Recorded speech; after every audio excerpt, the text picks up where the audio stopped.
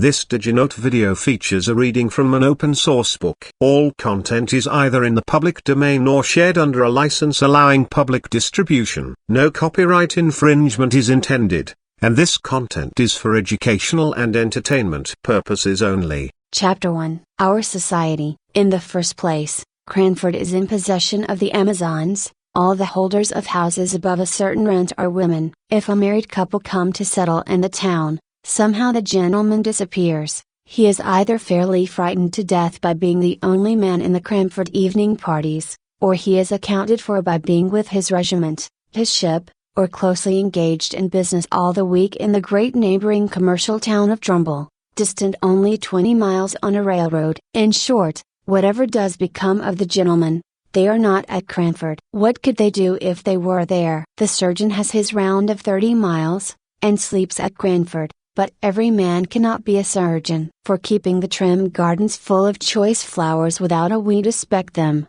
for frightening away little boys who look wistfully at the said flowers through the railings, for rushing out at the geese that occasionally venture into the gardens if the gates are left open, for deciding all questions of literature and politics without troubling themselves with unnecessary reasons or arguments, for obtaining clear and correct knowledge of everybody's affairs in the parish, for keeping their neat maidservants in admirable order, for kindness, somewhat dictatorial, to the poor, and real tender good offices to each other whenever they are in distress, the ladies of Cranford are quite sufficient. A man, as one of them observed to me once, is so in the way in the house.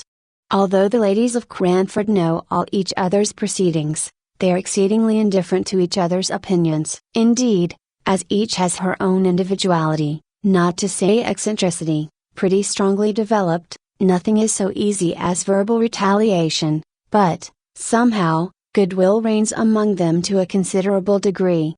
The Cranford ladies have only an occasional little quarrel, spirited out in a few peppery words and angry jerks of the head, just enough to prevent the even tenor of their lives from becoming too flat. Their dress is very independent of fashion, as they observe. What does it signify how we dress here at Cranford, where everybody knows us? And if they go from home, their reason is equally cogent. What does it signify how we dress here, where nobody knows us? The materials of their clothes are, in general, good and plain, and most of them are nearly as scrupulous as Miss Tyler, of cleanly memory, but I will answer for it, the last gigot, the last tight and scanty petticoat in wear in England, was seen in Cranford, and seen without a smile. I can testify to a magnificent family red silk umbrella, under which a gentle little spinster, left alone of many brothers and sisters, used to patter to church on rainy days. Have you any red silk umbrellas in London? We had a tradition of the first that had ever been seen in Cranford, and the little boys mobbed it, and called it a stick in petticoats. It might have been the very red silk one I have described, held by a strong father over a troop of little ones. The poor little lady, the survivor of all, could scarcely carry it. Then there were rules and regulations for visiting and calls, and they were announced to any young people who might be staying in the town, with all the solemnity with which the old monk's laws were read once a year on the Tinwald Mound. Our friends have sent to inquire how you are after your journey tonight, my dear. 15 miles in a gentleman's carriage. They will give you some rest tomorrow, but the next day, I have no doubt, they will call, so be at liberty after 12. From 12 to 3 are our calling hours. Then, after they had called, it is the third day. I dare say your mamma has told you, my dear, never to let more than 3 days elapse between receiving a call and returning it, and also, that you are never to stay longer than a quarter of an hour. But am I to look at my watch? How am I to find out when a quarter of an hour has passed? You must keep thinking about the time, my dear, and not allow yourself to forget it in conversation. As everybody had this rule in their minds, whether they received or paid a call, of course no absorbing subject was ever spoken about. We kept ourselves to short sentences of small talk, and were punctual to our time. I imagine that a few of the gentlefolks of Cranford were poor, and had some difficulty in making both ends meet, but they were like the Spartans, and concealed their smart under a smiling face. We none of us spoke of money, because that subject savored of commerce and trade, and though some might be poor, we were all aristocratic. The Cranfordians had that kindly esprit de corps which made them overlook all deficiencies in success when some among them tried to conceal their poverty. When Mrs. Forrester, for instance, gave a party in her baby house of a dwelling, and the little maiden disturbed the ladies on the sofa by a request that she might get the tea tray out from underneath, everyone took this novel proceeding as the most natural thing in the world, and talked on about household forms and ceremonies as if we all believed that our hostess had a regular servants' hall, second table, with housekeeper and steward, instead of the one little charity school maiden, whose short ruddy arms could never have been strong enough to carry the tray upstairs, if she had not been assisted in private by her mistress, who now sat in state, pretending not to know what cakes were sent up, though she knew, and we knew, and she knew that we knew, and we knew that she knew that we knew, she had been busy all the morning making tea bread and sponge cakes. There were one or two consequences arising from this general but unacknowledged poverty, and this very much acknowledged gentility, which were not amiss, and which might be introduced into many circles of society to their great improvement. For instance, the inhabitants of Cranford kept early hours, and clattered home in their pattens, under the guidance of a lantern-bearer, about 9 o'clock at night, and the whole town was abed and asleep by 10:30. Moreover, it was considered vulgar, a tremendous word in Cranford, to give anything expensive, in the way of eatable or drinkable, at the evening entertainments. Wafer bread and butter and sponge biscuits were all that the Honorable Mrs. Jameson gave, and she was sister-in-law to the late Earl of Glenmire, although she did practice such elegant economy. Elegant economy. How naturally one falls back into the phraseology of Cranford. There, economy was always elegant, and money spending always vulgar and ostentatious, a sort of sour grapeism which made us very peaceful and satisfied. I never shall forget the dismay felt when a certain Captain Brown came to live at Cranford, and openly spoke about his being poor, not in a whisper to an intimate friend, the doors and windows being previously closed, but in the public street, in a loud military voice, alleging his poverty as a reason for not taking a particular house. The ladies of Cranford were already rather moaning over the invasion of their territories by a man and a gentleman. He was a half-pay captain, and had obtained some situation on a neighboring railroad, which had been vehemently petitioned against by the little town, and if, in addition to his masculine gender, and his connection with the obnoxious railroad, he was so brazen as to talk of being poor, why, then, indeed, he must be sent to Coventry. Death was as true and as common as poverty, yet people never spoke about that, loud out in the streets. It was a word not to be mentioned to ears polite. We had tacitly agreed to ignore that any with whom we associated on terms of visiting equality could ever be prevented by poverty from doing anything that they wished. If we walked to or from a party, it was because the night was so fine, or the air so refreshing, not because sedan chairs were expensive. If we wore prints, instead of summer silks, it was because we preferred a washing material, and so on, till we blinded ourselves to the vulgar fact that we were, all of us, people of very moderate means. Of course, then, we did not know what to make of a man who could speak of poverty as if it was not a disgrace. Yet, somehow, Captain Brown made himself respected in Cranford, and was called upon, in spite of all resolutions to the contrary. I was surprised to hear his opinions quoted as authority at a visit which I paid to Cranford about a year after he had settled in the town. My own friends had been among the bitterest opponents of any proposal to visit the captain and his daughters, only 12 months before, and now he was even admitted in the tabooed hours before 12. True, it was to discover the cause of a smoking chimney, before the fire was lighted, but still Captain Brown walked upstairs, nothing daunted, spoke in a voice too large for the room, and joked quite in the way of a tame man about the house. He had been blind to all the small slights, and omissions of trivial ceremonies, with which he had been received. He had been friendly, though the Cranford ladies had been cool, he had answered small sarcastic compliments in good faith, and with his manly frankness had overpowered all the shrinking which met him as a man who was not ashamed to be poor. And, at last, his excellent masculine common sense, and his facility in devising expedients to overcome domestic dilemmas, had gained him an extraordinary place as authority among the Cranford ladies. He himself went on in his course, as unaware of his popularity as he had been of the reverse,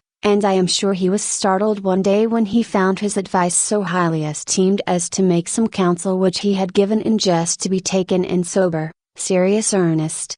It was on this subject. An old lady had an Alderney cow, which she looked upon as a daughter. You could not pay the short quarter-of-an-hour call without being told of the wonderful milk or wonderful intelligence of this animal. The whole town knew and kindly regarded Miss Betsy Barker's Alderney, therefore great was the sympathy and regret when, in an unguarded moment, the poor cow tumbled into a lime pit. She moaned so loudly that she was soon heard and rescued, but meanwhile the poor beast had lost most of her hair, and came out looking naked, cold, and miserable, in a bare skin. Everybody pitied the animal, though a few could not restrain their smiles at her droll appearance. Miss Betsy Barker absolutely cried with sorrow and dismay, and it was said she thought of trying a bath of oil. This remedy, perhaps, was recommended by some one of the number whose advice she asked, but the proposal, if ever it was made, was knocked on the head by Captain Brown's decided "Get her a flannel waistcoat and flannel drawers,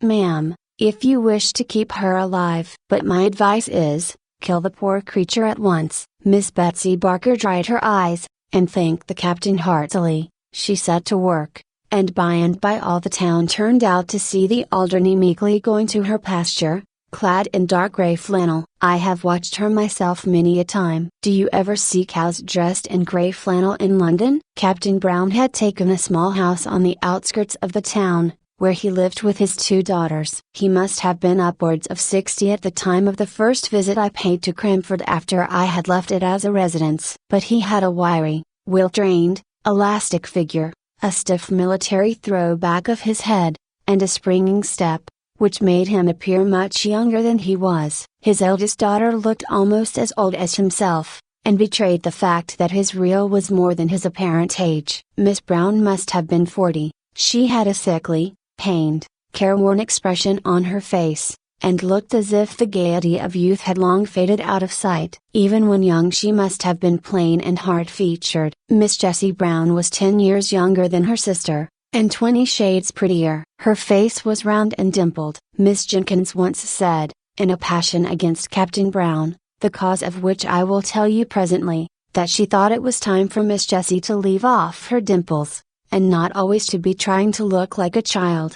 It was true there was something childlike in her face, and there will be, I think, till she dies, though she should live to 100. Her eyes were large blue wondering eyes, looking straight at you. Her nose was unformed and snub, and her lips were red and dewy. She wore her hair, too, in little rows of curls, which heightened this appearance. I do not know whether she was pretty or not, but I liked her face, and so did everybody, and I do not think she could help her dimples. She had something of her father's jauntiness of gait and manner, and any female observer might detect a slight difference in the attire of the 2 sisters, that of Miss Jessie being about £2 per annum more expensive than Miss Brown's. £2 was a large sum in Captain Brown's annual disbursements. Such was the impression made upon me by the Brown family when I first saw them all together in Cranford Church. The captain I had met before, on the occasion of the smoky chimney, which he had cured by some simple alteration in the flue. In church, he held his double eyeglass to his eyes during the morning hymn, and then lifted up his head erect and sang out loud and joyfully. He made the responses louder than the clerk, an old man with a piping feeble voice, who, I think, felt aggrieved at the captain's sonorous bass, and quivered higher and higher in consequence. On coming out of church, the brisk captain paid the most gallant attention to his 2 daughters. He nodded and smiled to his acquaintances, but he shook hands with none until he had helped Miss Brown to unfurl her umbrella, had relieved her of her prayer book, and had waited patiently till she, with trembling nervous hands, had taken up her gown to walk through the wet roads. I wonder what the Cranford ladies did with Captain Brown at their parties. We had often rejoiced, in former days, that there was no gentleman to be attended to, and to find conversation for, At the card parties, we had congratulated ourselves upon the snugness of the evenings, and, in our love for gentility, and distaste of mankind, we had almost persuaded ourselves that to be a man was to be vulgar, so that when I found my friend and hostess, Miss Jenkins, was going to have a party in my honor, and that Captain and the Miss Browns were invited, I wondered much what would be the course of the evening. Card tables, with green baize tops, were set out by daylight, just as usual. It was the third week in November, so the evenings closed in about 4. Candles, and clean packs of cards, were arranged on each table. The fire was made up, the neat maidservant had received her last directions, and there we stood, dressed in our best, each with a candle lighter in our hands, ready to dart at the candles as soon as the first knock came. Parties in Cranford were solemn festivities, making the ladies feel gravely elated as they sat together in their best dresses. As soon as 3 had arrived, we sat down to preference, I being the unlucky 4th. The next 4 comers were put down immediately to another table, and presently the tea trays, which I had seen set out in the storeroom as I passed in the morning, were placed each on the middle of a card table. The china was delicate eggshell, the old-fashioned silver glittered with polishing, but the eatables were of the slightest description. While the trays were yet on the tables, Captain and the Miss Browns came in, and I could see that, somehow or other, the Captain was a favorite with all the ladies present. Ruffled brows were smoothed, sharp voices lowered at his approach. Miss Brown looked ill, and depressed almost to gloom. Miss Jessie smiled as usual, and seemed nearly as popular as her father. He immediately and quietly assumed the man's place in the room, attended to everyone's wants, lessened the pretty maidservant's labor by waiting on empty cups and bread and butterless ladies, and yet did it all in so easy and dignified a manner, and so much as if it were a matter of course for the strong to attend to the weak, that he was a true man throughout. He played for 3-penny points with as grave an interest as if they had been pounds, and yet, in all his attention to strangers, he had an eye on his suffering daughter, for suffering I was sure she was, though to many eyes she might only appear to be irritable. Miss Jessie could not play cards, but she talked to the sitters out, who, before her coming, had been rather inclined to be cross. She sang, too, to an old cracked piano, which I think had been a spinet in its youth. Miss Jessie sang, Jock of Hazeldean a little out of tune, but we were none of us musical, though Miss Jenkins beat time, out of time, by way of appearing to be so. It was very good of Miss Jenkins to do this, for I had seen that, a little before, she had been a good deal annoyed by Miss Jessie Brown's unguarded admission, apropos of Shetland wool, that she had an uncle, her mother's brother, who was a shopkeeper in Edinburgh. Miss Jenkins tried to drown this confession by a terrible cough, for the Honourable Mrs. Jameson was sitting at a card table nearest Miss Jessie, and what would she say or think if she found out she was in the same room with a shopkeeper's niece? But Miss Jessie Brown, who had no tact, as we all agreed the next morning, would repeat the information, and assure Miss Pole she could easily get her the identical Shetland wool required, through my uncle, who has the best assortment of Shetland goods of anyone in Edinburgh.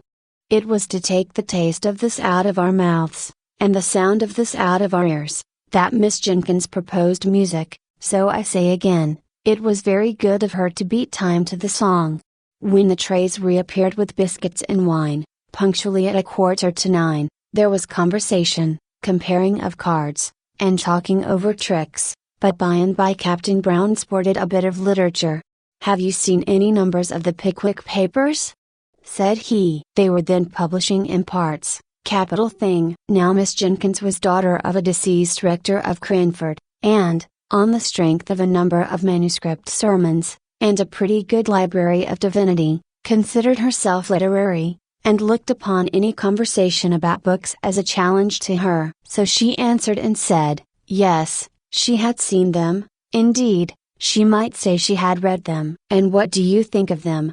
Exclaimed Captain Brown. Aren't they famously good? So urged Miss Jenkins could not but speak. I must say, I don't think they are by any means equal to Dr. Johnson. Still, perhaps, the author is young. Let him persevere, and who knows what he may become if he will take the great doctor for his model. This was evidently too much for Captain Brown to take placidly, and I saw the words on the tip of his tongue before Miss Jenkins had finished her sentence.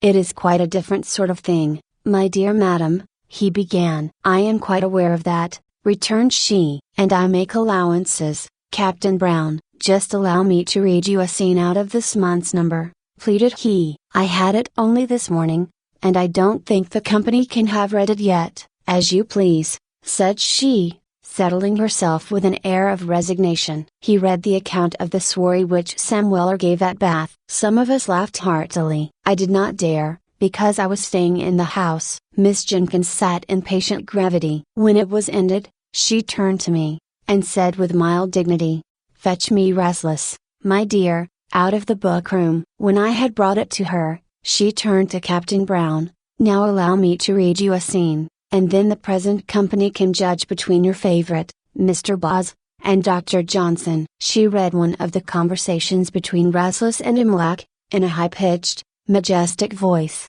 and when she had ended, she said, "I imagine I am now justified in my preference of Dr. Johnson as a writer of fiction." The captain screwed his lips up, and drummed on the table, but he did not speak. She thought she would give him a finishing blow or two. "I consider it vulgar, and below the dignity of literature, to publish in numbers." "How was the Rambler published, ma'am?"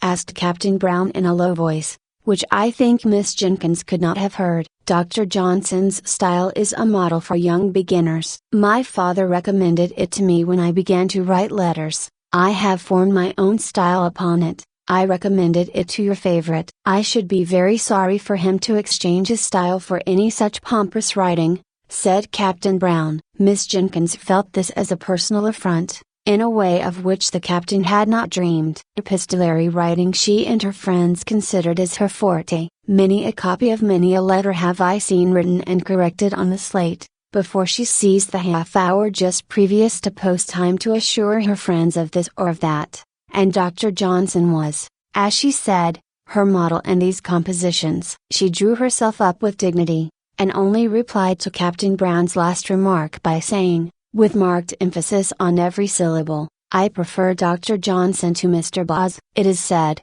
I won't vouch for the fact, that Captain Brown was heard to say, sotto voce, D in Dr. Johnson. If he did, he was penitent afterwards, as he showed by going to stand near Miss Jenkins' armchair, and endeavoring to beguile her into conversation on some more pleasing subject. But she was inexorable. The next day she made the remark I have mentioned about Miss Jessie's dimples. Chapter 2. The Captain. It was impossible to live a month at Cranford and not know the daily habits of each resident, and long before my visit was ended I knew much concerning the whole Brown trio. There was nothing new to be discovered respecting their poverty, for they had spoken simply and openly about that from the very first. They made no mystery of the necessity for their being economical. All that remained to be discovered was the captain's infinite kindness of heart, and the various modes in which, unconsciously to himself, he manifested it. Some little anecdotes were talked about for some time after they occurred. As we did not read much, and as all the ladies were pretty well suited with servants, there was a dearth of subjects for conversation. We therefore discussed the circumstance of the captain taking a poor old woman's dinner out of her hands one very slippery Sunday. He had met her returning from the bakehouse as he came from church,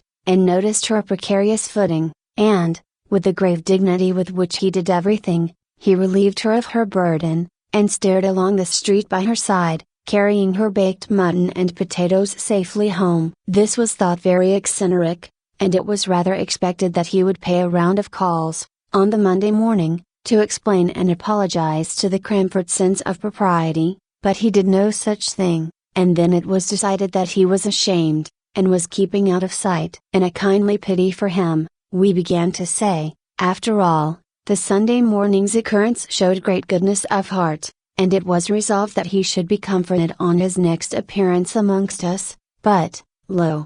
he came down upon us, untouched by any sense of shame, speaking loud and bass as ever, his head thrown back, his wig as jaunty and well curled as usual, and we were obliged to conclude he had forgotten all about Sunday.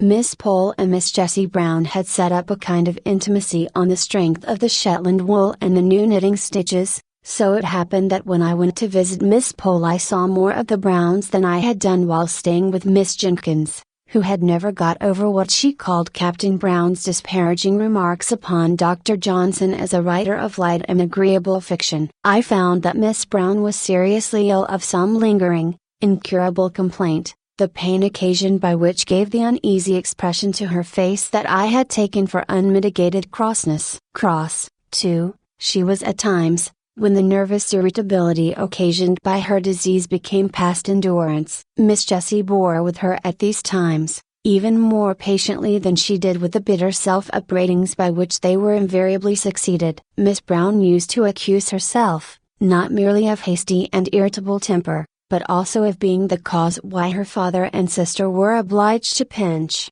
in order to allow her the small luxuries which were necessaries in her condition. She would so fain have made sacrifices for them, and have lightened their cares, that the original generosity of her disposition added acerbity to her temper. All this was borne by Miss Jessie and her father with more than placidity, with absolute tenderness. I forgave Miss Jessie her singing out of tune, and her juvenility of dress. When I saw her at home, I came to perceive that Captain Brown's dark Brutus wig and padded coat, alas, too often threadbare, were remnants of the military smartness of his youth, which he now wore unconsciously. He was a man of infinite resources, gained in his barrack experience. As he confessed, no one could black his boots to please him except himself, but, indeed, he was not above saving the little maidservant's labors in every way. Knowing, most likely, that his daughter's illness made the place a hard one, he endeavored to make peace with Miss Jenkins soon after the memorable dispute I have named, by a present of a wooden fire shovel, his own making. Having heard her say how much the grating of an iron one annoyed her, she received the present with cool gratitude, and thanked him formally. When he was gone, she bade me put it away in the lumber room, feeling, probably, that no present from a man who preferred Mr. Boz to Dr. Johnson could be less jarring than an iron fire shovel. Such was the state of things when I left Cranford and went to Drumble. I had, however, several correspondents, who kept me au fait as to the proceedings of the dear little town. There was Miss Pole, who was becoming as much absorbed in crochet as she had been once in knitting, and the burden of whose letter was something like, "But don't you forget the white worsted at Flint's" of the old song, for at the end of every sentence of news came a fresh direction as to some crochet commission which I was to execute for her. Miss Matilda Jenkins, who did not mind being called Miss Matty, when Miss Jenkins was not by, wrote nice, kind, rambling letters, now and then venturing into an opinion of her own, but suddenly pulling herself up, and either begging me not to name what she had said, as Deborah thought differently, and she knew, or else putting in a postscript to the effect that, since writing the above, she had been talking over the subject with Deborah, and was quite convinced that,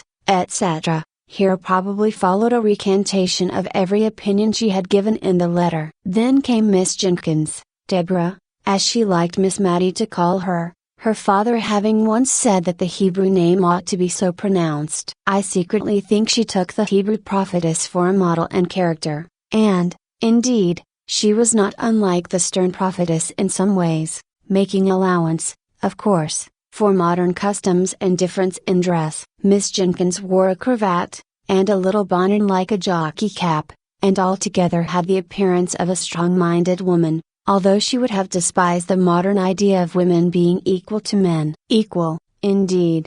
She knew they were superior. But to return to her letters, everything in them was stately and grand like herself. I have been looking them over, dear Miss Jenkins, how I honored her, and I will give an extract, more especially because it relates to our friend Captain Brown. The Honorable Mrs. Jameson has only just quitted me, and, in the course of conversation, she communicated to me the intelligence that she had yesterday received a call from her revered husband's quondam friend, Lord Mauleverer. You will not easily conjecture what brought his lordship within the precincts of our little town. It was to see Captain Brown, with whom, it appears, his lordship was acquainted in the plumed wars, and who had the privilege of averting destruction from his lordship's head when some great peril was impending over it, off the misnomered Cape of Good Hope. You know our friend the Honorable Mrs. Jameson's deficiency in the spirit of innocent curiosity, and you will therefore not be so much surprised when I tell you she was quite unable to disclose to me the exact nature of the peril in question. I was anxious,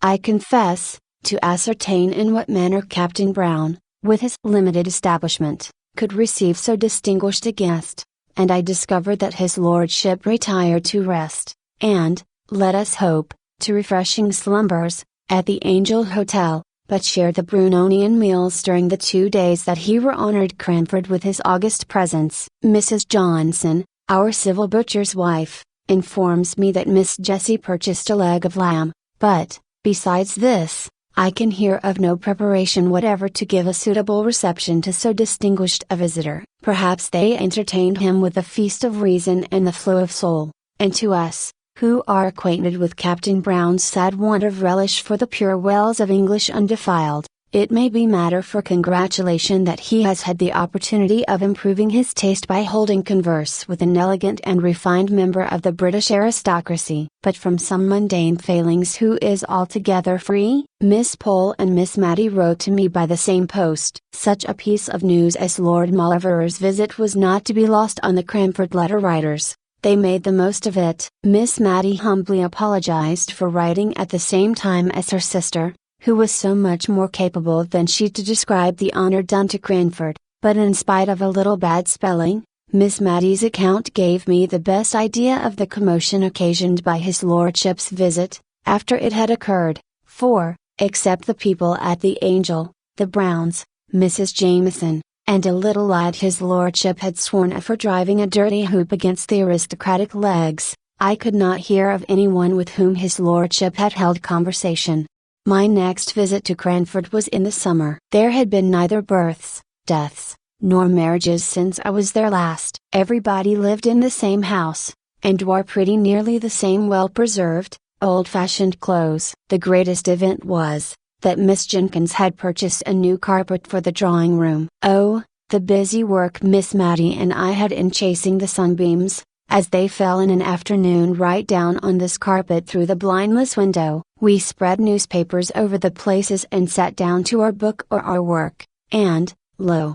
In a quarter of an hour the sun had moved, and was blazing away on a fresh spot, and down again we went on our knees to alter the position of the newspapers. We were very busy, too, one whole morning, before Miss Jenkins gave her party, in following her directions, and in cutting out and stitching together pieces of newspaper so as to form little paths to every chair set for the expected visitors, lest their shoes might dirty or defile the purity of the carpet. Do you make paper paths for every guest to walk upon in London? Captain Brown and Miss Jenkins were not very cordial to each other. The literary dispute, of which I had seen the beginning, was a raw, the slightest touch on which made them wince. It was the only difference of opinion they had ever had, but that difference was enough. Miss Jenkins could not refrain from talking at Captain Brown, and, though he did not reply, he drummed with his fingers, which action she felt and resented as very disparaging to Dr. Johnson. He was rather ostentatious in his preference of the writings of Mr. Boz, would walk through the streets so absorbed in them that he all but ran against Miss Jenkins, and though his apologies were earnest and sincere, and though he did not, in fact, do more than startle her and himself, she owned to me she had rather he had knocked her down, if he had only been reading a higher style of literature. The poor, brave captain. He looked older, and more worn, and his clothes were very threadbare. But he seemed as bright and cheerful as ever, unless he was asked about his daughter's health. She suffers a great deal, and she must suffer more. We do what we can to alleviate her pain. God's will be done. He took off his hat at these last words. I found, from Miss Matty, that everything had been done. In fact, a medical man, of high repute in that country neighborhood, had been sent for, and every injunction he had given was attended to, regardless of expense. Miss Matty was sure they denied themselves many things in order to make the invalid comfortable, but they never spoke about it. And as for Miss Jessie, I really think she's an angel, said poor Miss Matty, quite overcome to see her way of bearing with Miss Brown's crossness, and the bright face she puts on after she's been sitting up a whole night and scolded above half of it, is quite beautiful. Yet she looks as neat and as ready to welcome the captain at breakfast time as if she had been asleep in the Queen's bed all night. My dear, you could never laugh at her prim little curls or her pink bows again if you saw her as I have done. I could only feel very penitent, and greet Miss Jessie with double respect when I met her next. She looked faded and pinched, and her lips began to quiver, as if she was very weak, when she spoke of her sister. But she brightened, and sent back the tears that were glittering in her pretty eyes, as she said, "But, to be sure, what a town Cranford is for kindness. I don't suppose anyone has a better dinner than usual cooked, but the best part of all comes in a little covered basin for my sister. The poor people will leave their earliest vegetables at our door for her. They speak short and gruff, as if they were ashamed of it, but I am sure it often goes to my heart to see their thoughtfulness." The tears now came back and overflowed, but after a minute or two she began to scold herself, and ended by going away the same cheerful Miss Jessie as ever. "But why does not this Lord Mauleverer do something for the man who saved his life?"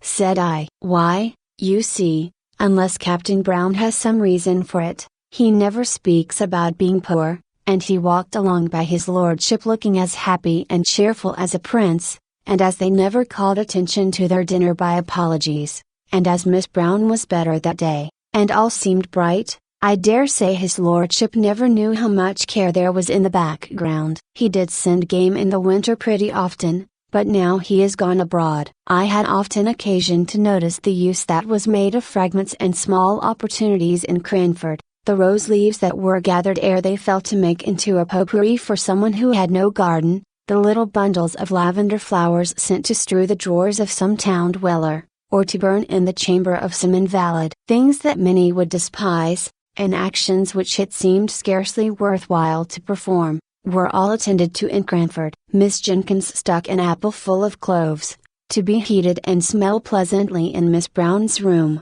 and as she put in each clove she uttered a Johnsonian sentence. Indeed, she never could think of the Browns without talking Johnson, and, as they were seldom absent from her thoughts just then, I heard many a rolling, three-piled sentence. Captain Brown called one day to thank Miss Jenkins for many little kindnesses, which I did not know until then that she had rendered. He had suddenly become like an old man, his deep bass voice had a quavering in it, his eyes looked dim, and the lines on his face were deep. He did not, could not, speak cheerfully of his daughter's state, but he talked with manly, pious resignation, and not much. Twice over he said, "What Jessie has been to us, God only knows." And after the second time, he got up hastily, shook hands all round without speaking, and left the room. That afternoon we perceived little groups in the street, all listening with faces aghast to some tale or other. Miss Jenkins wondered what could be the matter for some time before she took the undignified step of sending Jenny out to inquire. Jenny came back with a white face of terror. "Oh, ma'am, oh, Miss Jenkins, ma'am, Captain Brown is killed by them nasty cruel railroads." And she burst into tears. She, along with many others, had experienced the poor captain's kindness. How? Where? Good God! Jenny, don't waste time in crying, but tell us something. Miss Matty rushed out into the street at once, and collared the man who was telling the tale. Come to my sister at once, Miss Jenkins, the rector's daughter." "Oh, man, say it is not true," she cried, as she brought the affrighted Carter, sleeking down his hair, into the drawing room, where he stood with his wet boots on the new carpet, and no one regarded it. "Please, mum, it is true. I seed it myself," and he shuddered at the recollection. "The captain was reading some new book as he was deep in, waiting for the down train, and there was a little lass as wanted to come to its mammy, and gave its sister the slip, and came toddling across the line. And he looked up sudden, at the sound of the train coming, and seed the child, and he darted on the line and cotched it up, and his foot slipped, and the train came over him in no time." "Oh Lord, mum, it's quite true, and they've come over to tell his daughters. The child's safe, though, with only a bang on its shoulder as he threw it to its mammy. "Poor Captain would be glad of that, Mum, wouldn't he? God bless him."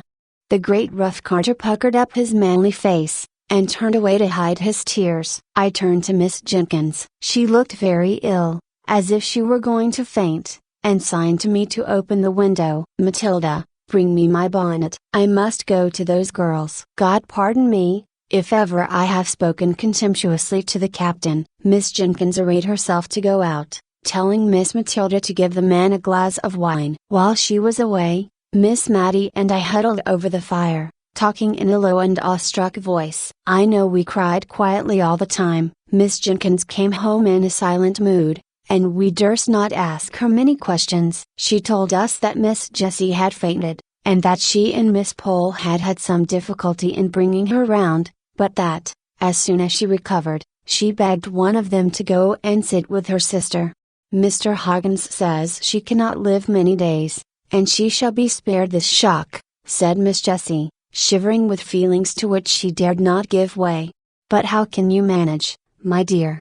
asked Miss Jenkins. "You cannot bear up, she must see your tears." "God will help me, I will not give way. She was asleep when the news came, she may be asleep yet." She would be so utterly miserable, not merely at my father's death, but to think of what would become of me. She is so good to me. She looked up earnestly in their faces with her soft true eyes, and Miss Pole told Miss Jenkins afterwards she could hardly bear it, knowing, as she did, how Miss Brown treated her sister.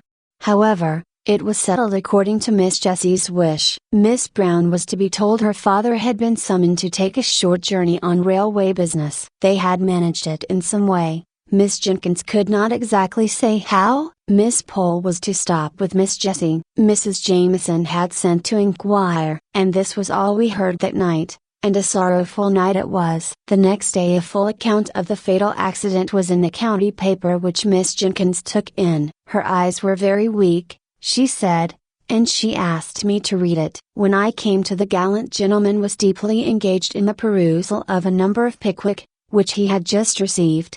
Miss Jenkins shook her head long and solemnly, and then sighed out, "Poor, dear, infatuated man." The corpse was to be taken from the station to the parish church, there to be interred. Miss Jessie had set her heart on following it to the grave, and no dissuasives could alter her resolve. Her restraint upon herself made her almost obstinate. She resisted all Miss Pole's entreaties and Miss Jenkins' advice. At last Miss Jenkins gave up the point, and after a silence, which I feared portended some deep displeasure against Miss Jessie, Miss Jenkins said she should accompany the latter to the funeral.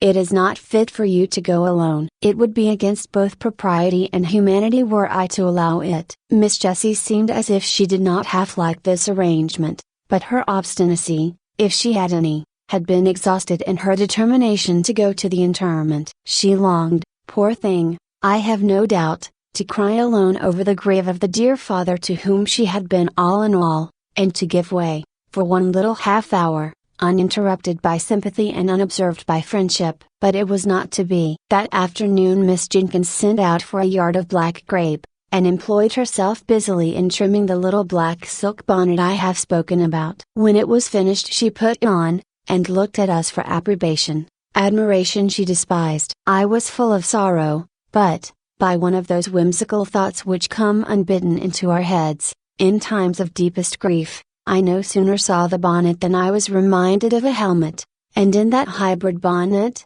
half helmet, half jockey cap, did Miss Jenkins attend Captain Brown's funeral, and, I believe, supported Miss Jessie with a tender, indulgent firmness which was invaluable, allowing her to weep her passionate fill before they left.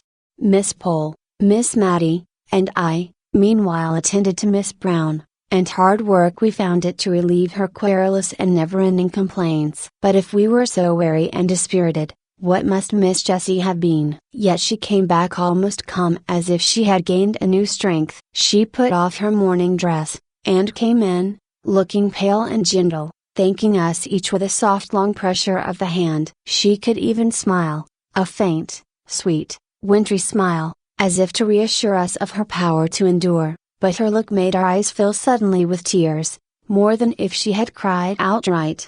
It was settled that Miss Pole was to remain with her all the watching livelong night, and that Miss Matty and I were to return in the morning to relieve them, and give Miss Jessie the opportunity for a few hours of sleep. But when the morning came, Miss Jenkins appeared at the breakfast table, equipped in her helmet bonnet, and ordered Miss Matty to stay at home, as she meant to go and help to nurse. She was evidently in a state of great friendly excitement, which she showed by eating her breakfast standing, and scolding the household all round.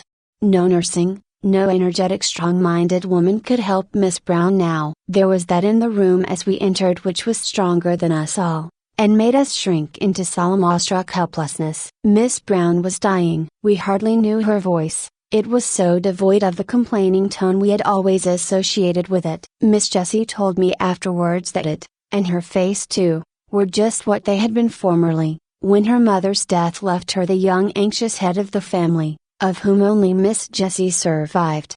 She was conscious of her sister's presence, though not, I think, of ours. We stood a little behind the curtain. Miss Jessie knelt with her face near her sister's, in order to catch the last soft awful whispers. "Oh, Jessie, Jessie, how selfish I have been. God forgive me for letting you sacrifice yourself for me as you did. I have so loved you, and yet I have thought only of myself. God forgive me." "Hush, love.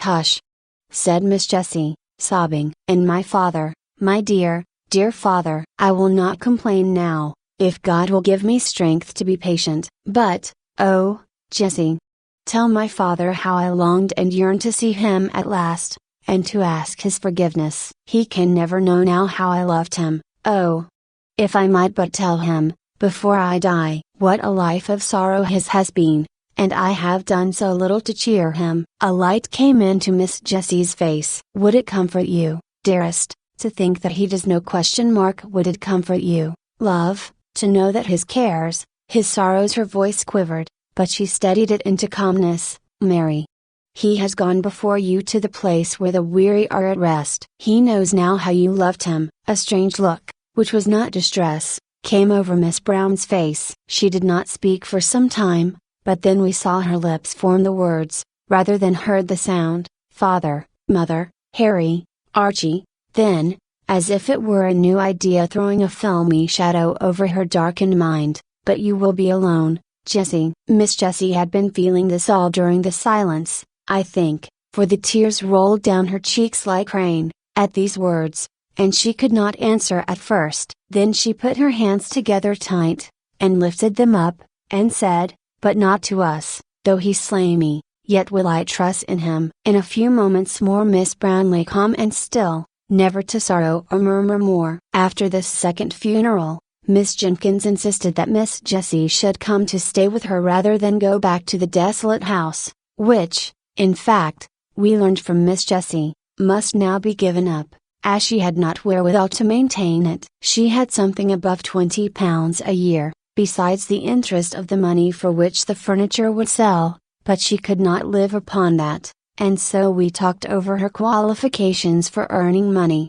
"I can sew neatly," said she, "and I like nursing. I think, too, I could manage a house, if anyone would try me as housekeeper, or I would go into a shop as saleswoman, if they would have patience with me at first." Miss Jenkins declared, in an angry voice, that she should do no such thing, and talked to herself about some people having no idea of their rank as a captain's daughter. Nearly an hour afterwards, when she brought Miss Jessie up a basin of delicately made arrowroot, and stood over her like a dragoon until the last spoonful was finished, then she disappeared. Miss Jessie began to tell me some more of the plans which had suggested themselves to her, and insensibly fell into talking of the days that were past and gone, and interested me so much I neither knew nor heeded how time passed. We were both startled when Miss Jenkins reappeared, and caught us crying. I was afraid lest she would be displeased, as she often said that crying hindered digestion,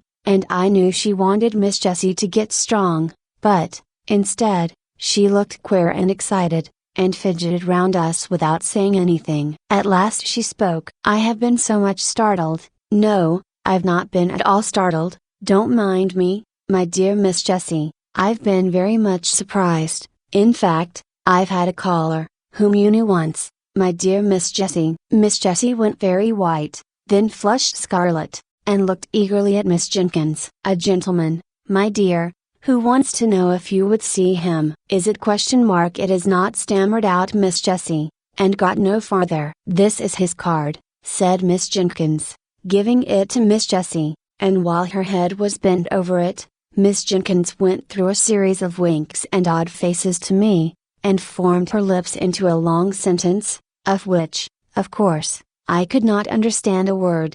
May he come up? Asked Miss Jenkins at last. Oh, yes. Certainly. Said Miss Jessie, as much as to say, this is your house, you may show any visitor where you like. She took up some knitting of Miss Matty's and began to be very busy, though I could see how she trembled all over. Miss Jenkins rang the bell, and told the servant who answered it to show Major Gordon upstairs, and, presently, in walked a tall, fine, frank-looking man of 40 or upwards. He shook hands with Miss Jessie, but he could not see her eyes, she kept them so fixed on the ground. Miss Jenkins asked me if I would come and help her to tie up the preserves in the storeroom, and though Miss Jessie plucked at my gown, and even looked up at me with begging eye, I durst not refuse to go where Miss Jenkins asked. Instead of tying up preserves in the storeroom, however, we went to talk in the dining room, and there Miss Jenkins told me what Major Gordon had told her, how he had served in the same regiment with Captain Brown, and had become acquainted with Miss Jessie, then a sweet-looking, blooming girl of 18, how the acquaintance had grown into love on his part, though it had been some years before he had spoken, how, on becoming possessed, through the will of an uncle, of a good estate in Scotland, he had offered and been refused, though with so much agitation and evident distress that he was sure she was not indifferent to him, and how he had discovered that the obstacle was the fell disease which was, even then, too surely threatening her sister. She had mentioned that the surgeons foretold intense suffering, and there was no one but herself to nurse her poor Mary, or cheer and comfort her father during the time of illness. They had long discussions, and on her refusal to pledge herself to him as his wife when all should be over, he had grown angry, and broken off entirely, and gone abroad, believing that she was a cold-hearted person whom he would do well to forget. He had been traveling in the East, and was on his return home when, at Rome, he saw the account of Captain Brown's death in Galligany. Just then Miss Matty, who had been out all the morning, and had only lately returned to the house, burst in with a face of dismay and outraged propriety. Oh, goodness me! She said. Deborah, there's a gentleman sitting in the drawing room with his arm round Miss Jessie's waist. Miss Matty's eyes looked large with terror. Miss Jenkins snubbed her down in an instant. The most proper place in the world for his arm to be in. Go away, Matilda, and mind your own business. This from her sister, who had hitherto been a model of feminine decorum, was a blow for poor Miss Matty, and with a double shock she left the room. The last time I ever saw poor Miss Jenkins was many years after this. Mrs. Gordon had kept up a warm and affectionate intercourse with all at Cranford. Miss Jenkins, Miss Matty, and Miss Pole had all been to visit her, and returned with wonderful accounts of her house, her husband, her dress, and her looks, for, with happiness, something of her early bloom returned. She had been a year or two younger than we had taken her for. Her eyes were always lovely, and, as Mrs. Gordon, her dimples were not out of place. At the time to which I have referred, when I last saw Miss Jenkins, that lady was old and feeble, and had lost something of her strong mind. Little Flora Gordon was staying with the Mrs. Jenkins, and when I came in she was reading aloud to Miss Jenkins, who lay feeble and changed on the sofa. Flora put down the Rambler when I came in. Ah! Said Miss Jenkins, you find me changed, my dear. I can't see as I used to do. If Flora were not here to read to me, I hardly know how I should get through the day. Did you ever read the Rambler? It's a wonderful book, wonderful. And the most improving reading for Flora, which I dare say it would have been, if she could have read half the words without spelling, and could have understood the meaning of a third, better than that strange old book, with the queer name. Poor Captain Brown was killed for reading that book by Mr. Boz, you know, old Boz, when I was a girl, but that's a long time ago. I acted Lucy in Old Paws. She babbled on long enough for Flora to get a good long spell at the Christmas Carol, which Miss Matty had left on the table. Chapter 3, A Love Affair of Long Ago. I thought that probably my connection with Cranford would cease after Miss Jenkins's death, at least, that it would have to be kept up by correspondence, which bears much the same relation to personal intercourse that the books of dried plants I sometimes see, Hortus siccus, I think they call the thing, due to the living and fresh flowers in the lanes and meadows. I was pleasantly surprised, therefore, by receiving a letter from Miss Pole, who had always come in for a supplementary week after my annual visit to Miss Jenkins, proposing that I should go and stay with her, and then, in a couple of days after my acceptance, came a note from Miss Matty, in which, in a rather circuitous and very humble manner, she told me how much pleasure I should confer if I could spend a week or two with her, either before or after I had been at Miss Pole's, for, she said, since my dear sister's death I am well aware I have no attractions to offer, it is only to the kindness of my friends that I can owe their company. Of course I promised to come to dear Miss Matty as soon as I had ended my visit to Miss Pole, and the day after my arrival at Cranford I went to see her, much wondering what the house would be like without Miss Jenkins, and rather dreading the changed aspect of things. Miss Matty began to cry as soon as she saw me. She was evidently nervous from having anticipated my call. I comforted her as well as I could, and I found the best consolation I could give was the honest praise that came from my heart as I spoke of the deceased. Miss Matty slowly shook her head over each virtue as it was named and attributed to her sister, and at last she could not restrain the tears which had long been silently flowing, but hid her face behind her handkerchief and sobbed aloud. "Dear Miss Matty," said I, taking her hand, for indeed I did not know in what way to tell her how sorry I was for her, left deserted in the world. She put down her handkerchief and said, "My dear, I'd rather you did not call me Matty." She did not like it, but I did many a thing she did not like, I'm afraid, and now she's gone. If you please, my love, will you call me Matilda? I promised faithfully, and began to practice the new name with Miss Pole that very day, and, by degrees, Miss Matilda's feeling on the subject was known through Cranford, and we all tried to drop the more familiar name, but with so little success that by and by we gave up the attempt. My visit to Miss Pole was very quiet. Miss Jenkins had so long taken the lead in Cranford that now she was gone, they hardly knew how to give a party. The Honorable Mrs. Jameson, to whom Miss Jenkins herself had always yielded the post of honor, was fat and inert, and very much at the mercy of her old servants. If they chose that she should give a party, they reminded her of the necessity for so doing; if not, she let it alone. There was all the more time for me to hear old world stories from Miss Pole, while she sat knitting, and I making my father's shirts. I always took a quantity of plain sewing to Cranford, for, as we did not read much, or walk much, I found it a capital time to get through my work. One of Miss Pole's stories related to a shadow of a love affair that was dimly perceived or suspected long years before. Presently, the time arrived when I was to remove to Miss Matilda's house. I found her timid and anxious about the arrangements for my comfort. Many a time, while I was unpacking, did she come backwards and forwards to stir the fire which burned all the worse for being so frequently poked. "Have you drawers enough, dear?" asked she. I don't know exactly how my sister used to arrange them. She had capital methods. I am sure she would have trained a servant in a week to make a better fire than this, and Fanny has been with me 4 months. This subject of servants was a standing grievance, and I could not wonder much at it, for if gentlemen were scarce, and almost unheard of in the genteel society of Cranford, they or their counterparts, handsome young men, abounded in the lower classes. The pretty neat servant maids had their choice of desirable followers, and their mistresses, without having the sort of mysterious dread of men and matrimony that Miss Matilda had, might well feel a little anxious lest the heads of their comely maids should be turned by the joiner, or the butcher, or the gardener, who were obliged, by their callings, to come to the house, and who, as ill luck would have it, were generally handsome and unmarried. Fanny's lovers, if she had any, and Miss Matilda suspected her of so many flirtations that,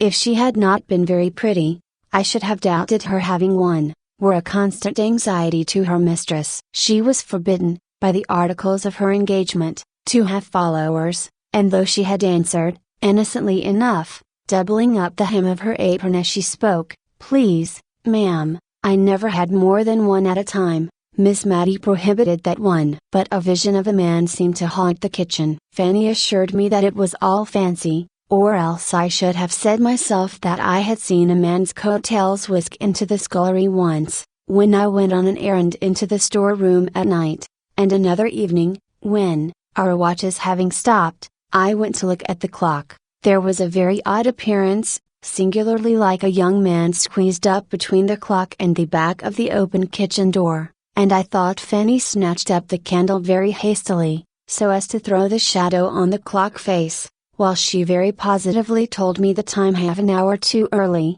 as we found out afterwards by the church clock. But I did not add to Miss Matty's anxieties by naming my suspicions, especially as Fanny said to me, the next day, that it was such a queer kitchen for having odd shadows about it. She really was almost afraid to stay, for you know, miss, she added, I don't see a creature from 6 o'clock tea, till Mrs. rings the bell for prayers at 10. However, it so fell out that Fanny had to leave and Miss Matilda begged me to stay and settle her with the new maid, to which I consented, after I had heard from my father that he did not want me at home. The new servant was a rough, honest-looking, country girl, who had only lived in a farm place before, but I liked her looks when she came to be hired, and I promised Miss Matilda to put her in the ways of the house. The said ways were religiously such as Miss Matilda thought her sister would approve. Many a domestic rule and regulation had been a subject of plaintive whispered murmur to me during Miss Jenkins's life, but now that she was gone, I do not think that even I, who was a favorite, durst have suggested an alteration. To give an instance, we constantly adhered to the forms which were observed, at meal times, in my father, the rector's house. Accordingly, we had always wine and dessert, but the decanters were only filled when there was a party, and what remained was seldom touched, though we had 2 wine glasses apiece every day after dinner, until the next festive occasion arrived, when the state of the remainder wine was examined into in a family council. The dregs were often given to the poor, but occasionally, when a good deal had been left at the last party, 5 months ago, it might be, it was added to some of a fresh bottle, brought up from the cellar. I fancy poor Captain Brown did not much like wine, for I noticed he never finished his first glass, and most military men take several. Then, as to our dessert, Miss Jenkins used to gather currants and gooseberries for it herself, which I sometimes thought would have tasted better fresh from the trees, but then, as Miss Jenkins observed, there would have been nothing for dessert in summertime. As it was, we felt very genteel with our 2 glasses apiece, and a dish of gooseberries at the top, of currants and biscuits at the sides, and 2 decanters at the bottom. When oranges came in, a curious proceeding was gone through. Miss Jenkins did not like to cut the fruit, for, as she observed, the juice all ran out nobody knew where. Sucking, only I think she used some more recondite word, was in fact the only way of enjoying oranges, but then there was the unpleasant association with a ceremony frequently gone through by little babies, and so, after dessert, in orange season, Miss Jenkins and Miss Matty used to rise up, possess themselves each of an orange in silence, and withdraw to the privacy of their own rooms to indulge in sucking oranges. I had once or twice tried, on such occasions, to prevail on Miss Matty to stay, and had succeeded in her sister's lifetime. I held up a screen, and did not look, and, as she said, she tried not to make the noise very offensive, but now that she was left alone, she seemed quite horrified when I begged her to remain with me in the warm dining parlor, and enjoy her orange as she liked best. And so it was in everything. Miss Jenkins's rules were made more stringent than ever, because the framer of them was gone where there could be no appeal. In all things else Miss Matilda was meek and undecided to a fault. I have heard Fanny turn her round 20 times in a morning about dinner, just as the little hussy chews, and I sometimes fancied she worked on Miss Matilda's weakness in order to bewilder her, and to make her feel more in the power of her clever servant. I determined that I would not leave her till I had seen what sort of a person Martha was, and, if I found her trustworthy, I would tell her not to trouble her mistress with every little decision. Martha was blunt and plain-spoken to a fault, otherwise she was a brisk, well-meaning, but very ignorant girl. She had not been with us a week before Miss Matilda and I were astounded one morning by the receipt of a letter from a cousin of hers, who had been 20 or 30 years in India, and who had lately, as we had seen by the army list, returned to England, bringing with him an invalid wife who had never been introduced to her English relations. Major Jenkins wrote to propose that he and his wife should spend a night at Cranford, on his way to Scotland, at the inn, if it did not suit Miss Matilda to receive them into her house, in which case they should hope to be with her as much as possible during the day. Of course it must suit her, as she said, for all Cranford knew that she had her sister's bedroom at liberty, but I am sure she wished the Major had stopped in India and forgotten his cousins out and out. "Oh! How must I manage?"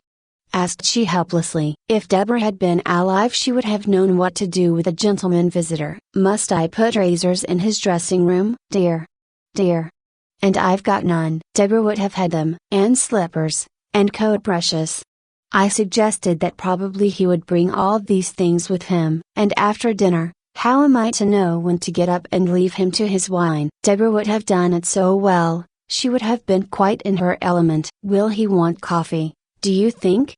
I undertook the management of the coffee, and told her I would instruct Martha in the art of waiting, in which it must be owned she was terribly deficient, and that I had no doubt Major and Mrs. Jenkins would understand the quiet mode in which a lady lived by herself in a country town. But she was sadly fluttered. I made her empty her decanters and bring up 2 fresh bottles of wine. I wished I could have prevented her from being present at my instructions to Martha, for she frequently cut in with some fresh direction, muddling the poor girl's mind as she stood open-mouthed, listening to us both.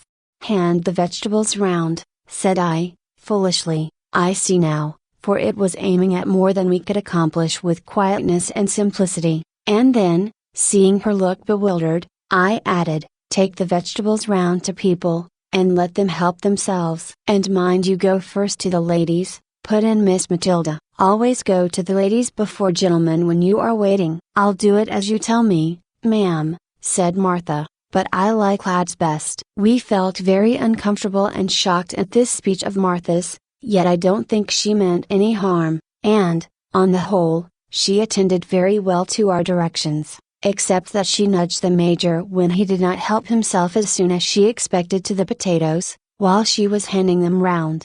The Major and his wife were quite unpretending people enough when they did come, languid, as all East Indians are, I suppose. We were rather dismayed at their bringing 2 servants with them, a handy-body servant for the Major, and a steady elderly maid for his wife, but they slept at the inn, and took off a good deal of the responsibility by attending carefully to their masters' and mistresses' comfort. Martha, to be sure, had never ended her staring at the East Indian's white turban and brown complexion, and I saw that Miss Matilda shrunk away from him a little as he waited at dinner. Indeed, she asked me, when they were gone, if he did not remind me of Bluebeard. On the whole, the visit was most satisfactory, and is a subject of conversation even now with Miss Matilda. At the time it greatly excited Cranford, and even stirred up the apathetic and honorable Mrs. Jameson to some expression of interest, when I went to call and thank her for the kind answers she had vouchsafed to Miss Matilda's inquiries as to the arrangement of a gentleman's dressing room, answers which I must confess she had given in the wearied manner of the Scandinavian prophetess. Leave me to repose. And now I come to the love affair. It seems that Miss Pole had a cousin, once or twice removed, who had offered to Miss Matty long ago. Now this cousin lived 4 or 5 miles from Cranford on his own estate, but his property was not large enough to entitle him to rank higher than a yeoman, or rather, with something of the pride which apes humility, he had refused to push himself on, as so many of his class had done, into the ranks of the squires. He would not allow himself to be called Thomas Holbrook, Esquire. He even sent back letters with this address: telling the postmistress at Cranford that his name was Mr. Thomas Holbrook, yeoman. He rejected all domestic innovations. He would have the house door stand open in summer and shut in winter, without knocker or bell to summon a servant. The closed fist or the knob of a stick did this office for him if he found the door locked. He despised every refinement which had not its root deep down in humanity. If people were not ill, he saw no necessity for moderating his voice. He spoke the dialect of the country in perfection, and constantly used it in conversation, although Miss Pole, who gave me these particulars, added, that he read aloud more beautifully and with more feeling than anyone she had ever heard, except the late rector. And how came Miss Matilda not to marry him? Asked I. Oh, I don't know. She was willing enough, I think, but you know Cousin Thomas would not have been enough of a gentleman for the rector and Miss Jenkins. Well, but they were not to marry him, said I, impatiently. No, but they did not like Miss Matty to marry below her rank. You know she was the rector's daughter, and somehow they are related to Sir Peter Rarley. Miss Jenkins thought a deal of that. Poor Miss Matty, said I. Nay, now, I don't know anything more than that he offered and was refused. Miss Matty might not like him, and Miss Jenkins might never have said a word. It is only a guess of mine. Has she never seen him since? I inquired. No, I think not. You see, Woodley, Cousin Thomas's house, lies halfway between Cranford and Miss Elton, and I know he made Miss Elton his market town very soon after he had offered to Miss Matty, and I don't think he has been into Cranford above once or twice since. Once, when I was walking with Miss Matty, in High Street, and suddenly she darted from me, and went up Shire Lane. A few minutes after I was startled by meeting Cousin Thomas. How old is he? I asked, after a pause of castle building. He must be about 70, I think, my dear, said Miss Pole, blowing up my castle, as if by gunpowder, into small fragments. Very soon after, at least during my long visit to Miss Matilda, I had the opportunity of seeing Mr. Holbrook, seeing, too, his first encounter with his former love, after 30 or 40 years' separation. I was helping to decide whether any of the new assortment of colored silks which they had just received at the shop would do to match a gray and black mousseline delaine that wanted a new breadth, when a tall, thin, Don Quixote-looking old man came into the shop for some woolen gloves. I had never seen the person, who was rather striking, before, and I watched him rather attentively while Miss Matty listened to the shopman. The stranger wore a blue coat with brass buttons, drab breeches, and gaiters, and drummed with his fingers on the counter until he was attended to. When he answered the shop boy's question, "What can I have the pleasure of showing you today, sir?" I saw Miss Matilda start, and then suddenly sit down, and instantly I guessed who it was. She had made some inquiry which had to be carried round to the other shopman. Miss Jenkins wants the black sarcenet 2 and 2 the yard, and Mr. Holbrook had caught the name, and was across the shop in 2 strides. Matty, Miss Matilda, Miss Jenkins. God bless my soul. I should not have known you. How are you? How are you? He kept shaking her hand in a way which proved the warmth of his friendship, but he repeated so often, as if to himself, I should not have known you, that any sentimental romance which I might be inclined to build was quite done away with by his manner.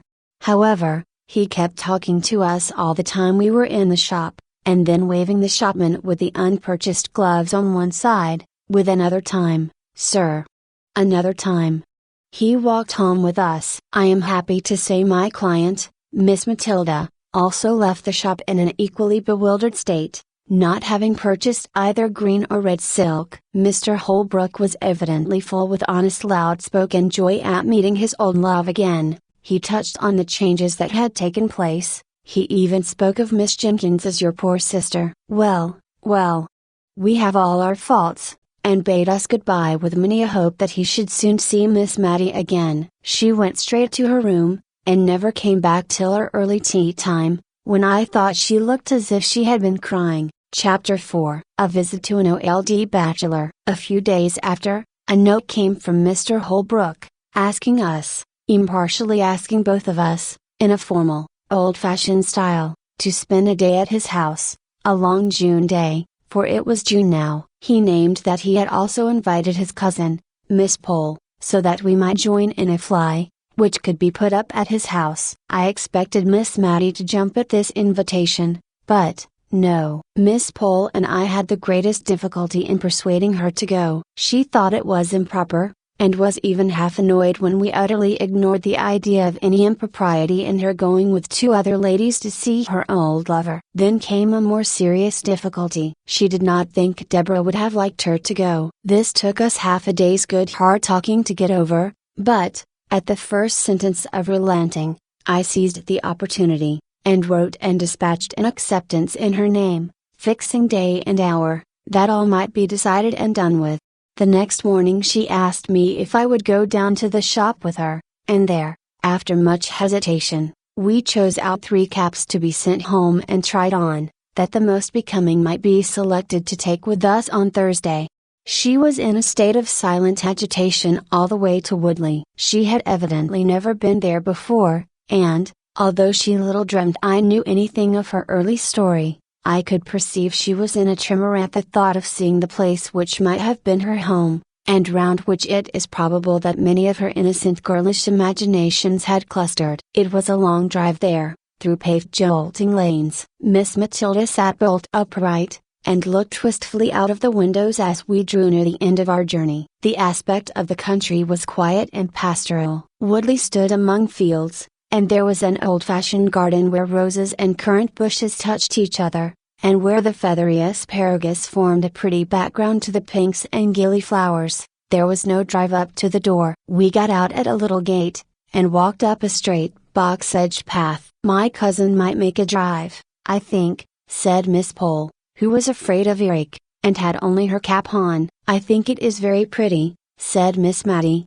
with a soft plaintiveness in her voice, and almost in a whisper, and just then Mr. Holbrook appeared at the door, rubbing his hands in very effervescence of hospitality. He looked more like my idea of Don Quixote than ever, and yet the likeness was only external. His respectable housekeeper stood modestly at the door to bid us welcome, and, while she led the elder ladies upstairs to a bedroom, I begged to look about the garden. My request evidently pleased the old gentleman, who took me all round the place and showed me his 26 cows, named after the different letters of the alphabet. As we went along, he surprised me occasionally by repeating apt and beautiful quotations from the poets, ranging easily from Shakespeare and George Herbert to those of our own day. He did this as naturally as if he were thinking aloud, and their true and beautiful words were the best expression he could find for what he was thinking or feeling. To be sure, he called Byron my Lord Brawn,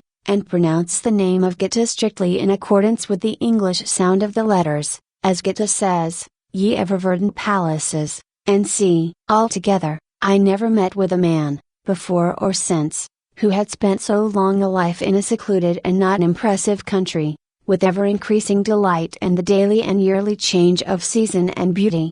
When he and I went in, we found that dinner was nearly ready in the kitchen, for so I suppose the room ought to be called, as there were oak dressers and cupboards all round, all over by the side of the fireplace, and only a small Turkey carpet in the middle of the flag floor. The room might have been easily made into a handsome dark oak dining parlor by removing the oven and a few other appurtenances of a kitchen, which were evidently never used, the real cooking place being at some distance. The room in which we were expected to sit was a stiffly furnished, ugly apartment, but that in which we did sit was what Mr. Holbrook called the counting house, where he paid his laborers their weekly wages at a great desk near the door. The rest of the pretty sitting room, looking into the orchard, and all covered over with dancing tree shadows, was filled with books. They lay on the ground, they covered the walls, they strewed the table. He was evidently half ashamed and half proud of his extravagance in this respect. They were of all kinds,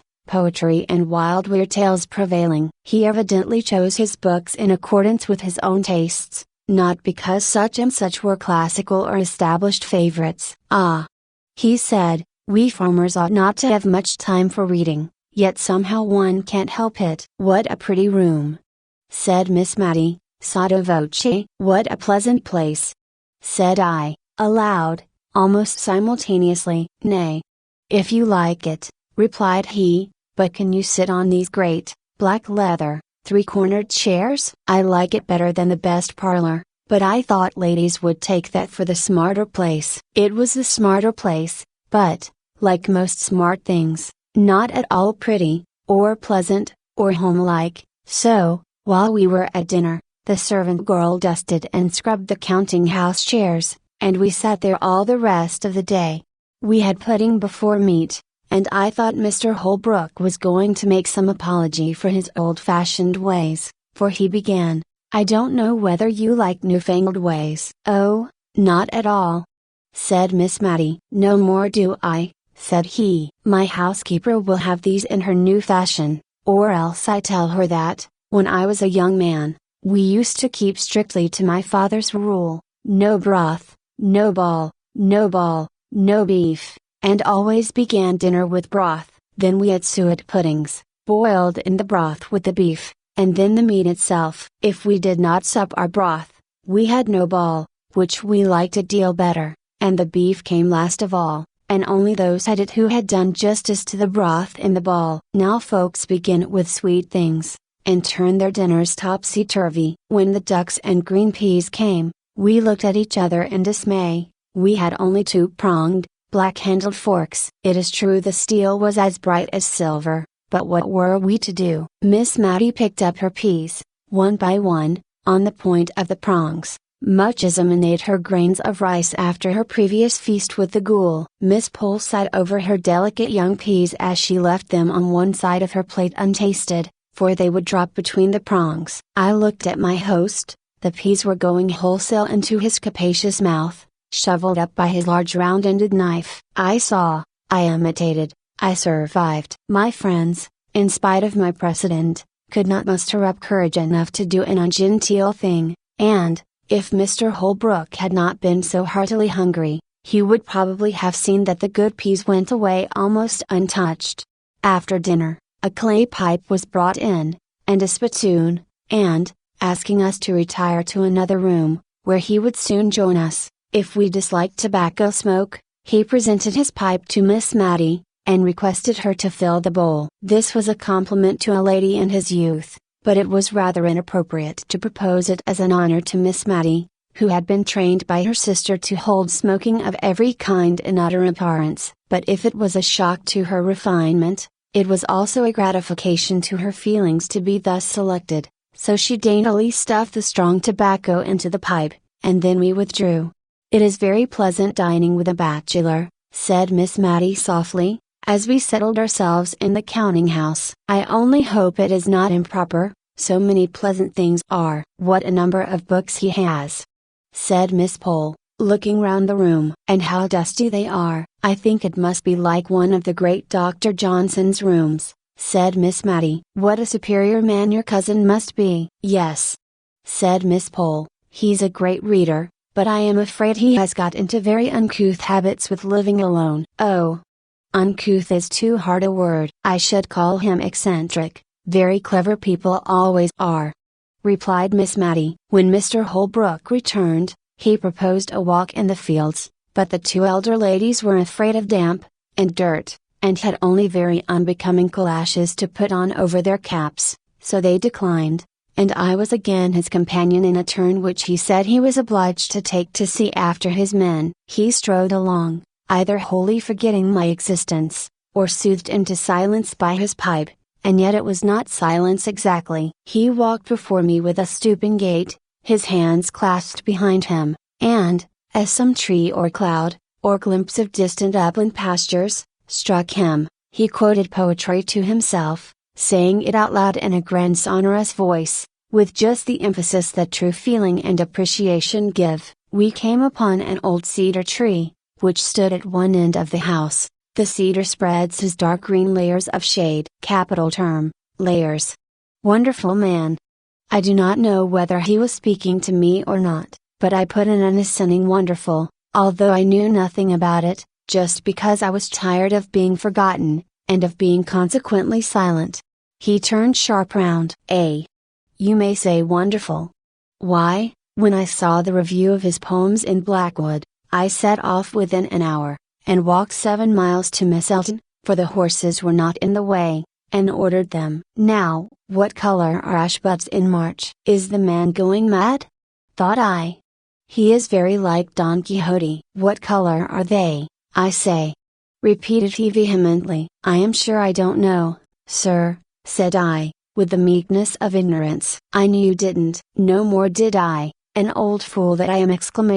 Till this young man comes and tells me. Black as ash buds in March. And I've lived all my life in the country, more shame for me not to know. Black, they're jet black, madam.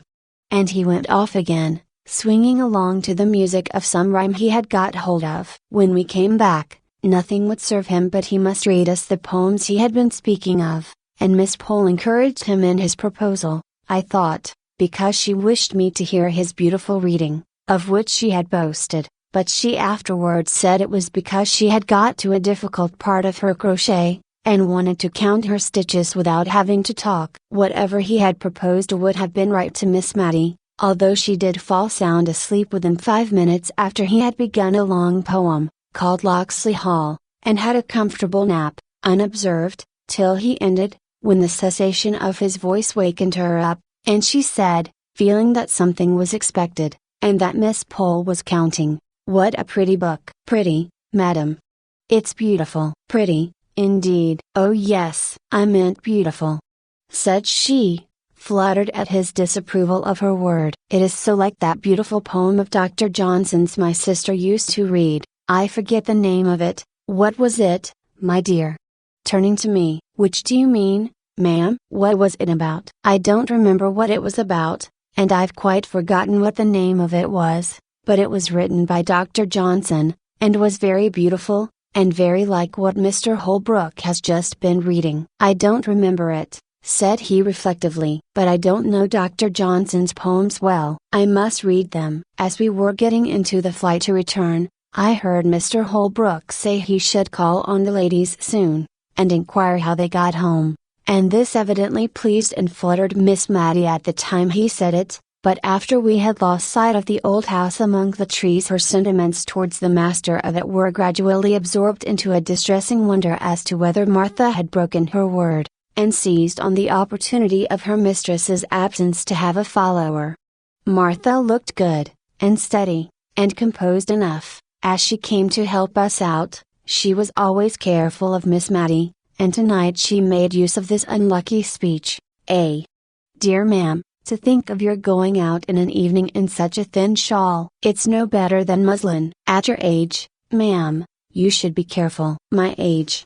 said Miss Matty, almost speaking crossly, for her, for she was usually gentle. "My age? Why, how old do you think I am, that you talk about my age?" "Well, ma'am, I should say you were not far short of 60, but folks' looks is often against them, and I'm sure I meant no harm." "Martha, I'm not yet 52," said Miss Matty, with grave emphasis, for probably the remembrance of her youth had come very vividly before her this day, and she was annoyed at finding that golden time so far away in the past.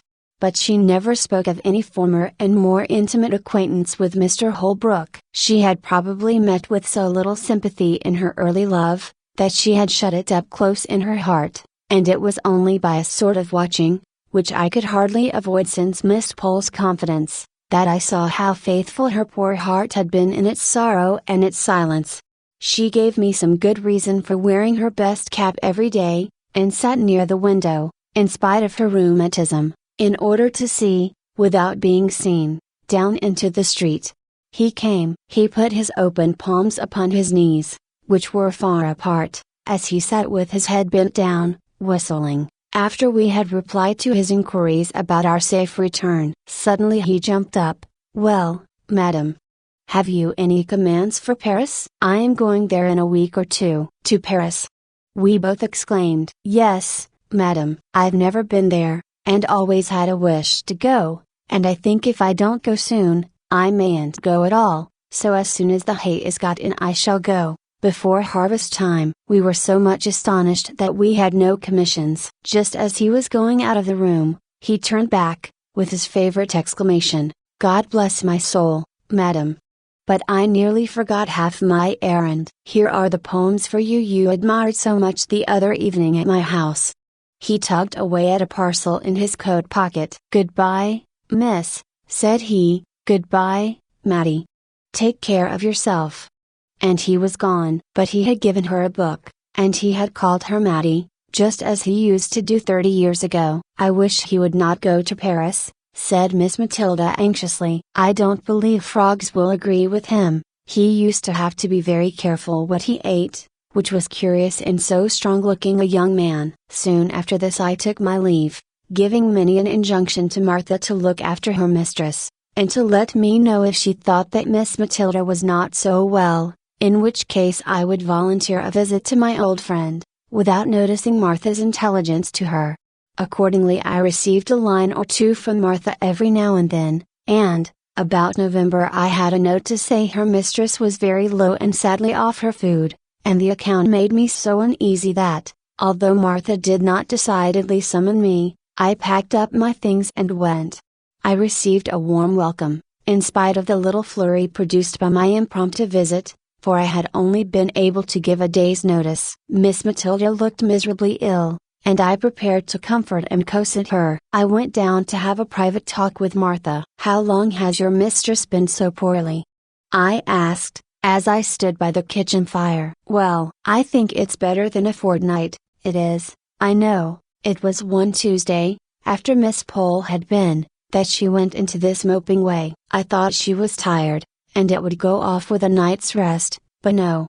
She has gone on and on ever since, till I thought it my duty to write to you, ma'am." "You did quite right, Martha. It is a comfort to think she has so faithful a servant about her. And I hope you find your place comfortable." "Well, ma'am, Mrs. is very kind, and there's plenty to eat and drink, and no more work but what I can do easily, but," Martha hesitated. "But what, Martha?" "Why, it seems so hard of Mrs. not to let me have any followers. There's such lots of young fellows in the town, and many a one has as much as offered to keep company with me, and I may never be in such a likely place again, and it's like wasting an opportunity. Many a girl as I know would have him unbeknownst to Mrs., but I've given my word, and I'll stick to it, or else this is just the house for Mrs. never to be the wiser if they did come, and it's such a capable kitchen, there's such dark corners in it, I'd be bound to hide any one." I counted up last Sunday night,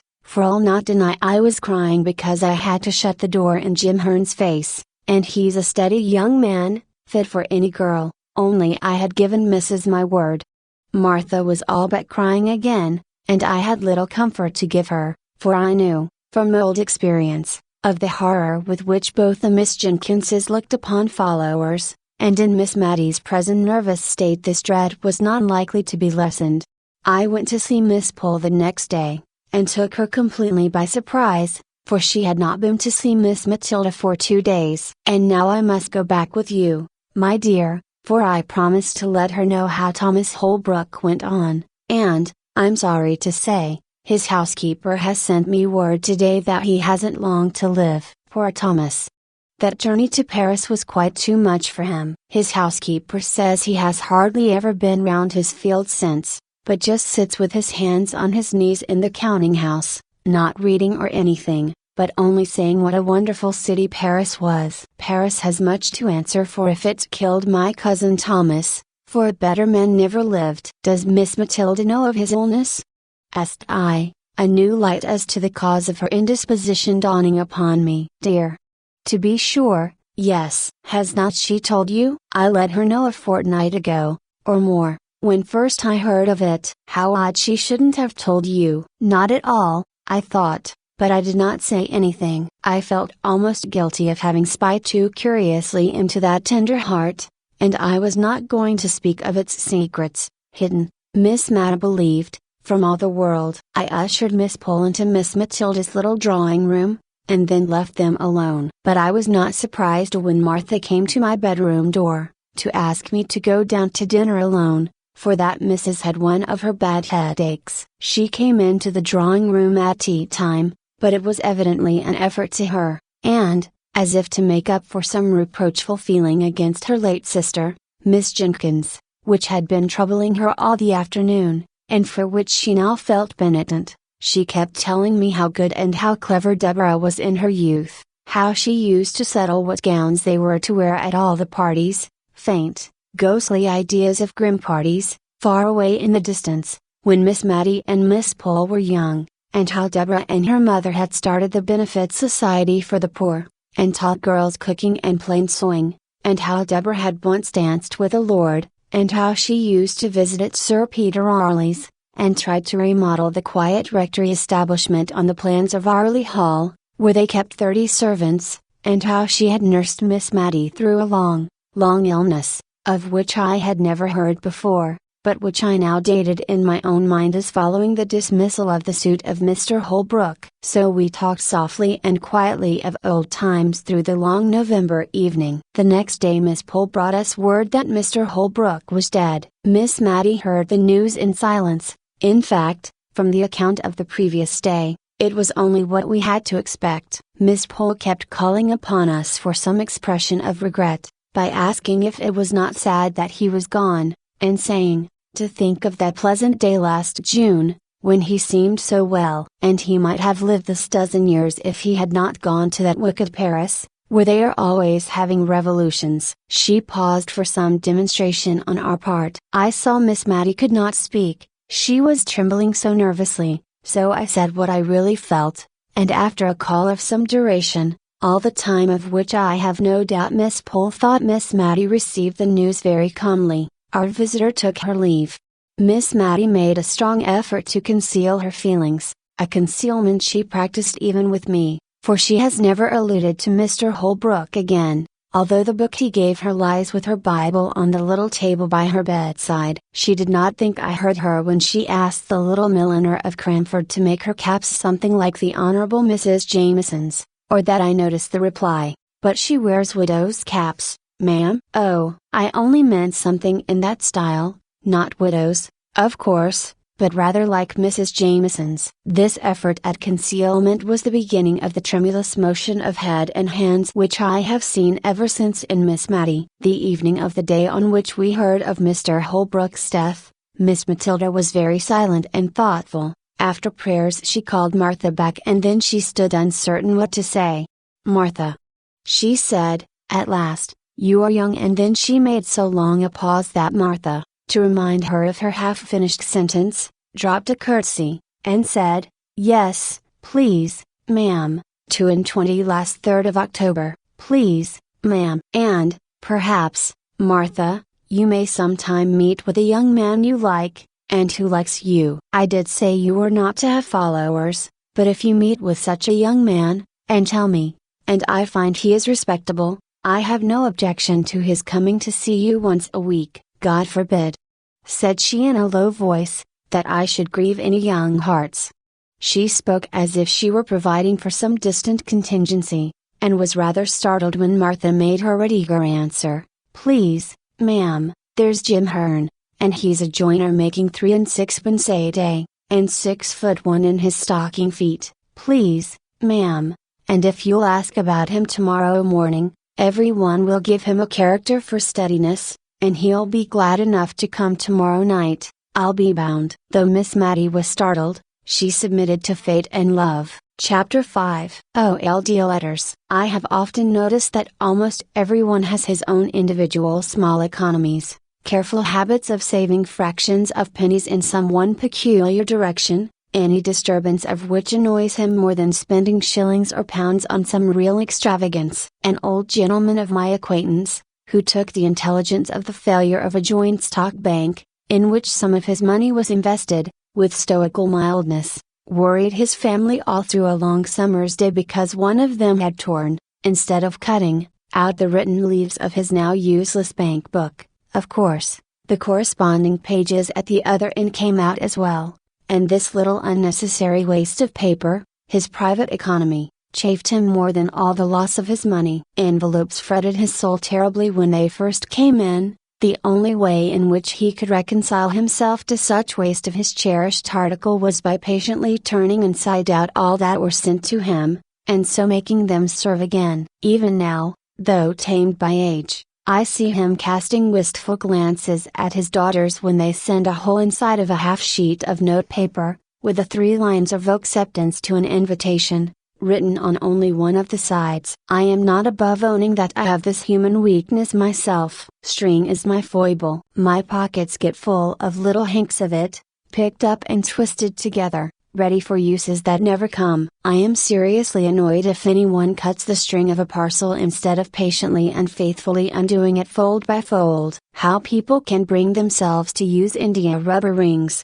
which are a sort of deification of string, as lightly as they do, I cannot imagine. To me an India rubber ring is a precious treasure. I have one which is not new, one that I picked up off the floor nearly 6 years ago. I have really tried to use it, but my heart failed me, and I could not commit the extravagance. Small pieces of butter grieve others. They cannot attend to conversation because of the annoyance occasioned by the habit which some people have of invariably taking more butter than they want. Have you not seen the anxious look, almost mesmeric, which such persons fix on the article? They would feel it a relief if they might bury it out of their sight by popping it into their own mouths and swallowing it down, and they are really made happy if the person on whose plate it lies unused suddenly breaks off a piece of toast, which he does not want at all, and eats up his butter. They think that this is not waste. Now Miss Matty Jenkins was chary of candles. We had many devices to use as few as possible. In the winter afternoons she would sit knitting for 2 or 3 hours. She could do this in the dark, or by firelight, and when I asked if I might not ring for candles to finish stitching my wristbands, she told me to keep lineman's holiday. They were usually brought in with tea, but we only burned one at a time. As we lived in constant preparation for a friend who might come in any evening, but who never did, it required some contrivance to keep our 2 candles of the same length, ready to be lighted, and to look as if we burnt 2 always. The candles took it in turns, and, whatever we might be talking about or doing, Miss Matty's eyes were habitually fixed upon the candle, ready to jump up and extinguish it and to light the other before they had become too uneven in length to be restored to equality in the course of the evening. One night, I remember this candle economy particularly annoyed me. I had been very much tired of my compulsory blind man's holiday, especially as Miss Matty had fallen asleep, and I did not like to stir the fire and run the risk of awakening her, so I could not even sit on the rug, and scorch myself with sewing by firelight. According to my usual custom, I fancied Miss Matty must be dreaming of her early life, for she spoke 1 or 2 words in her uneasy sleep bearing reference to persons who were dead long before. When Martha brought in the lighted candle and tea, Miss Matty started into wakefulness, with a strange, bewildered look around, as if we were not the people she expected to see about her. There was a little sad expression that shadowed her face as she recognized me, but immediately afterwards she tried to give me her usual smile. All through tea time her talk ran upon the days of her childhood and youth. Perhaps this reminded her of the desirableness of looking over all the old family letters, and destroying such as ought not to be allowed to fall into the hands of strangers, for she had often spoken of the necessity of this task, but had always shrunk from it, with a timid dread of something painful. Tonight, however, she rose up after tea and went for them, in the dark, for she piqued herself on the precise neatness of all her chamber arrangements, and used to look uneasily at me when I lighted a bed candle to go to another room for anything. When she returned there was a faint, pleasant smell of Tonquin beans in the room. I had always noticed this scent about any of the things which had belonged to her mother, and many of the letters were addressed to her, yellow bundles of love letters, 60 or 70 years old.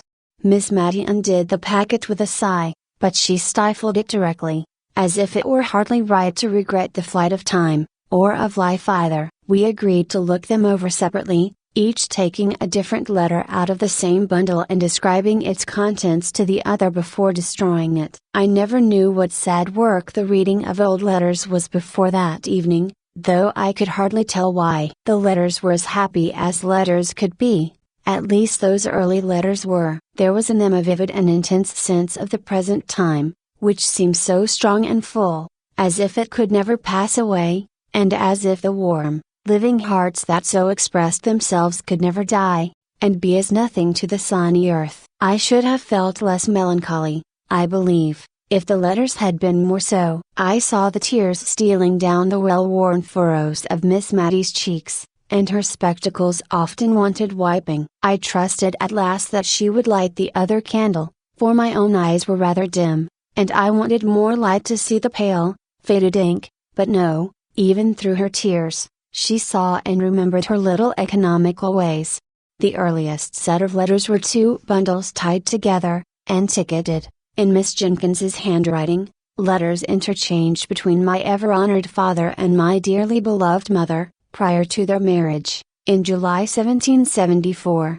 I should guess that the rector of Cranford was about 27 years of age when he wrote those letters, and Miss Matty told me that her mother was just 18 at the time of her wedding, with my idea of the rector derived from a picture in the dining parlor, stiff and stately, in a huge full-bottomed wig, with gown, cassock, and bands, and his hand upon a copy of the only sermon he ever published. It was strange to read these letters. They were full of eager, passionate ardor, short homely sentences, right fresh from the heart, very different from the grand Latinized, Johnsonian style of the printed sermon preached before some judge at a size time. His letters were a curious contrast to those of his girl bride. She was evidently rather annoyed at his demands upon her for expressions of love, and could not quite understand what he meant by repeating the same thing over in so many different ways. But what she was quite clear about was a longing for a white paduasoy, whatever that might be, and 6 or 7 letters were principally occupied in asking her lover to use his influence with her parents, who evidently kept her in good order, to obtain this or that article of dress, more especially the white paduasoy. He cared nothing how she was dressed, she was always lovely enough for him, as he took pains to assure her, when she begged him to express in his answers a predilection for particular pieces of finery, in order that she might show what he said to her parents. But at length he seemed to find out that she would not be married till she had a trousseau to her mind, and then he sent her a letter, which had evidently accompanied a whole box full of finery, and in which he requested that she might be dressed in everything her heart desired. This was the first letter, ticketed in a frail, delicate hand, from my dearest John. Shortly afterwards they were married, I suppose, from the intermission in their correspondence. We must burn them, I think, said Miss Matty, looking doubtfully at me. No one will care for them when I am gone. And one by one she dropped them into the middle of the fire, watching each blaze up, die out, and rise away, in faint, white, ghostly semblance, up the chimney, before she gave another to the same fate. The room was light enough now, but I, like her, was fascinated into watching the destruction of those letters, into which the honest warmth of a manly heart had been poured forth. The next letter, likewise docketed by Miss Jenkins, was endorsed, "Letter of pious congratulation and exhortation from my venerable grandfather to my beloved mother, on occasion of my own birth." Also some practical remarks on the desirability of keeping warm the extremities of infants, from my excellent grandmother. The first part was, indeed, a severe and forcible picture of the responsibilities of mothers, and a warning against the evils that were in the world, and lying in ghastly wait for the little baby of 2 days old. His wife did not write, said the old gentleman, because he had forbidden it, she being indisposed with a sprained ankle, which, he said, quite incapacitated her from holding a pen. However, at the foot of the page was a small to, and on turning it over, sure enough, there was a letter to my dearest Molly, begging her, when she left her room, whatever she did, to go upstairs before going down, and telling her to wrap her baby's feet up in flannel, and keep it warm by the fire, although it was summer, for babies were so tender. It was pretty to see from the letters, which were evidently exchanged with some frequency between the young mother and the grandmother, how the girlish vanity was being weeded out of her heart by love for her baby. The white paduasoy figured again in the letters, with almost as much vigor as before. In one, it was being made into a christening cloak for the baby. It decked it when it went with its parents to spend a day or 2 at Arley Hall. It added to its charms, when it was the prettiest little baby that ever was seen. Dear mother, I wish you could see her. Without any partiality, I do think she will grow up a regular Betty. I thought of Miss Jenkins, gray, withered, and wrinkled, and I wondered if her mother had known her in the courts of heaven, and then I knew that she had, and that they stood there in angelic guise. There was a great gap before any of the rector's letters appeared, and then his wife had changed her mode of her endorsement. It was no longer from, "My dearest John," it was from "My honored husband."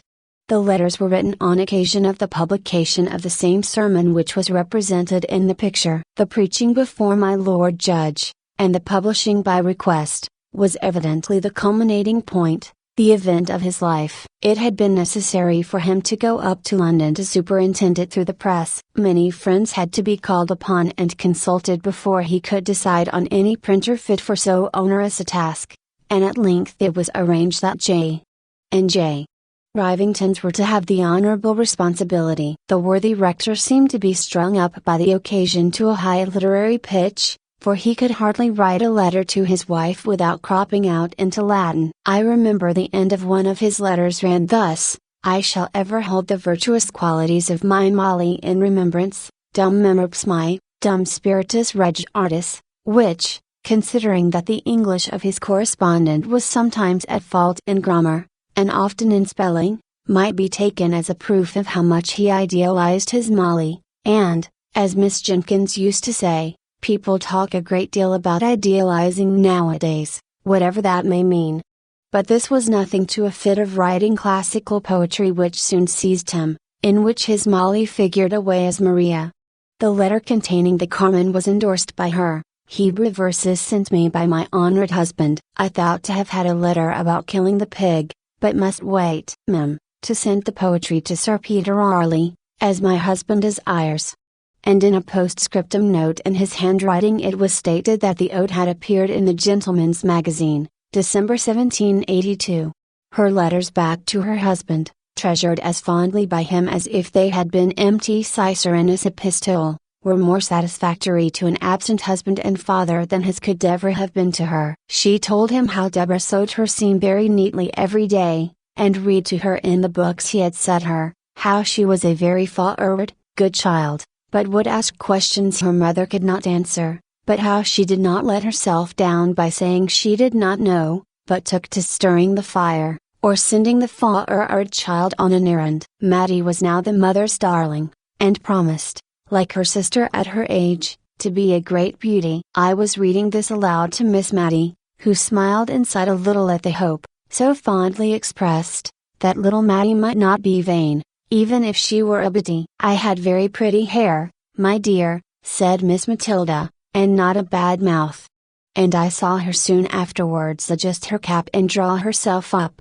But to return to Mrs. Jenkins's letters. She told her husband about the poor in the parish, what homely domestic medicines she had administered, what kitchen physic she had sent. She had evidently held his displeasure as a rod and pickle over the heads of all the ne'er-do-wells. She asked for his directions about the cows and pigs, and did not always obtain them, as I have shown before. The kind old grandmother was dead when a little boy was born, soon after the publication of the sermon, but there was another letter of exhortation from the grandfather, more stringent and admonitory than ever, now that there was a boy to be guarded from the snares of the world. He described all the various sins into which men might fall, until I wondered how any man ever came to a natural death. The gallows seemed as if it must have been the termination of the lives of most of the grandfather's friends and acquaintance, and I was not surprised at the way in which he spoke of this life being a vale of tears. It seemed curious that I should never have heard of this brother before, but I concluded that he had died young, or else surely his name would have been alluded to by his sisters. By and by we came to packets of Miss Jenkins's letters. These Miss Matty did regret to burn. She said all the others had been only interesting to those who loved the writers, and that it seemed as if it would have hurt her to allow them to fall into the hands of strangers, who had not known her dear mother, and how good she was, although she did not always spell, quite in the modern fashion. But Deborah's letters were so very superior. Anyone might profit by reading them. It was a long time since she had read Mrs. Chapone, but she knew she used to think that Deborah could have said the same things quite as well, and as for Mrs. Carter. People thought a deal of her letters, just because she had written Epictetus, but she was quite sure Deborah would never have made use of such a common expression as "I canna be fashed." Miss Matty did grudge burning these letters, it was evident. She would not let them be carelessly passed over with any quiet reading, and skipping. To myself, she took them from me, and even lighted the second candle in order to read them aloud with a proper emphasis, and without stumbling over the big words. Oh dear! How I wanted facts instead of reflections, before those letters were concluded. They lasted us 2 nights, and I won't deny that I made use of the time to think of many other things, and yet I was always at my post at the end of each sentence. The rector's letters, and those of his wife and mother-in-law, had all been tolerably short and pithy, written in a straight hand, with the lines very close together. Sometimes the whole letter was contained on a mere scrap of paper. The paper was very yellow, and the ink very brown. Some of the sheets were, as Miss Matty made me observe, the old original post, with a stamp in the corner representing a post boy riding for life and twanging his horn. The letters of Mrs. Jenkins and her mother were fastened with a great round red wafer, for it was before Miss Edgeworth's patronage had banished wafers from polite society. It was evident, from the tenor of what was said, that franks were in great request, and were even used as a means of paying debts by needy members of Parliament. The rector sealed his epistles with an immense coat of arms, and showed by the care with which he had performed this ceremony that he expected they should be cut open, not broken by any thoughtless or impatient hand. Now, Miss Jenkins's letters were of a later date in form and writing. She wrote on the square sheet which we have learned to call old-fashioned. Her hand was admirably calculated, together with her use of many-syllabled words, to fill up a sheet, and then came the pride and delight of crossing. Poor Miss Matty got sadly puzzled with this, for the words gathered size like snowballs, and towards the end of her letter Miss Jenkins used to become quite sesquipedalian. In one to her father, slightly theological and controversial in its tone, she had spoken of Herod, Tetrarch of Idumea. Miss Matty read it Herod Tetrarch of Etruria, and was just as well pleased as if she had been right. I can't quite remember the date, but I think it was in 1805 that Miss Jenkins wrote the longest series of letters, on occasion of her absence on a visit to some friends near Newcastle upon Tyne. These friends were intimate with the commandant of the garrison there, and heard from him of all the preparations that were being made to repel the invasion of Buonaparte, which some people imagine might take place at the mouth of the Tyne. Miss Jenkins was evidently very much alarmed, and the first part of her letters was often written in pretty intelligible English, conveying particulars of the preparations which were made in the family with whom she was residing against the dreaded event, the bundles of clothes that were packed up ready for a flight to Alston Moor, a wild hilly piece of ground between Northumberland and Cumberland, the signal that was to be given for this flight, and for the simultaneous turning out of the volunteers under arms, which said signal was to consist, if I remember rightly, in ringing the church bells in a particular and ominous manner. One day, when Miss Jenkins and her hosts were at a dinner party in Newcastle, this warning summons was actually given, not a very wise proceeding, if there be any truth in the moral attached to the fable of the boy and the wolf, but so it was, and Miss Jenkins, hardly recovered from her fright, wrote the next day to describe the sound, the breathless shock, the hurry and alarm, and then, taking breath, she added, "How trivial, my dear father, do all our apprehensions of the last evening appear, at the present moment, to calm and inquiring minds." And here Miss Matty broke in with, "But, indeed, my dear, they were not at all trivial or trifling at the time. I know I used to wake up in the night many a time and think I heard the tramp of the French entering Cranford. Many people talked of hiding themselves in the salt mines, and mead would have kept capitally down there, only perhaps we should have been thirsty. And my father preached a whole set of sermons on the occasion, one set in the mornings, all about David and Goliath, to spirit up the people to fighting with spades or bricks, if need were, and the other set in the afternoons, proving that Napoleon, that was another name for Boney, as we used to call him, was all the same as a Napoleon and a bad. I remember my father rather thought he should be asked to print this last set, but the parish had, perhaps, had enough of them with hearing. Peter Marmaduke Carly Jenkins, poor Peter, as Miss Matty began to call him, was at school at Shrewsbury by this time. The rector took up his pen,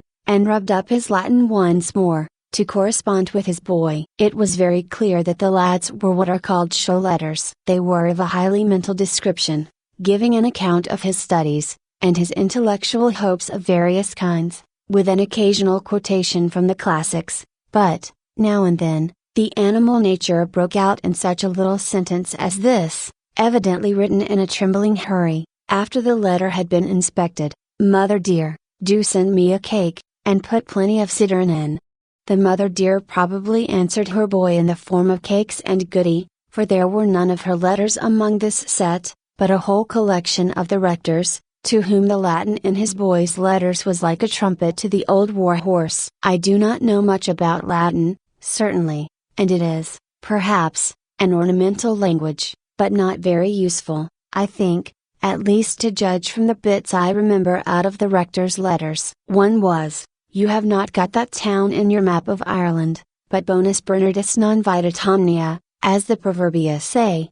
Presently it became very evident that poor Peter got himself into many scrapes. There were letters of stilted penitence to his father, for some wrongdoing, and among them all was a badly written, badly sealed, badly directed, blotted note: "My dear, dear, dearest mother, I will be a better boy, I will, indeed, but don't, please, be ill for me, I am not worth it, but I will be good, darling mother." Miss Matty could not speak for crying. After she had read this note, she gave it to me in silence, and then got up and took it to her sacred recesses in her own room, for fear, by any chance, it might get burned. Poor Peter, she said, he was always in scrapes. He was too easy. They led him wrong, and then left him in the lurch. But he was too fond of mischief. He could never resist a joke. Poor Peter. Chapter 6. Poor Peter. Poor Peter's career lay before him rather pleasantly mapped out by kind friends,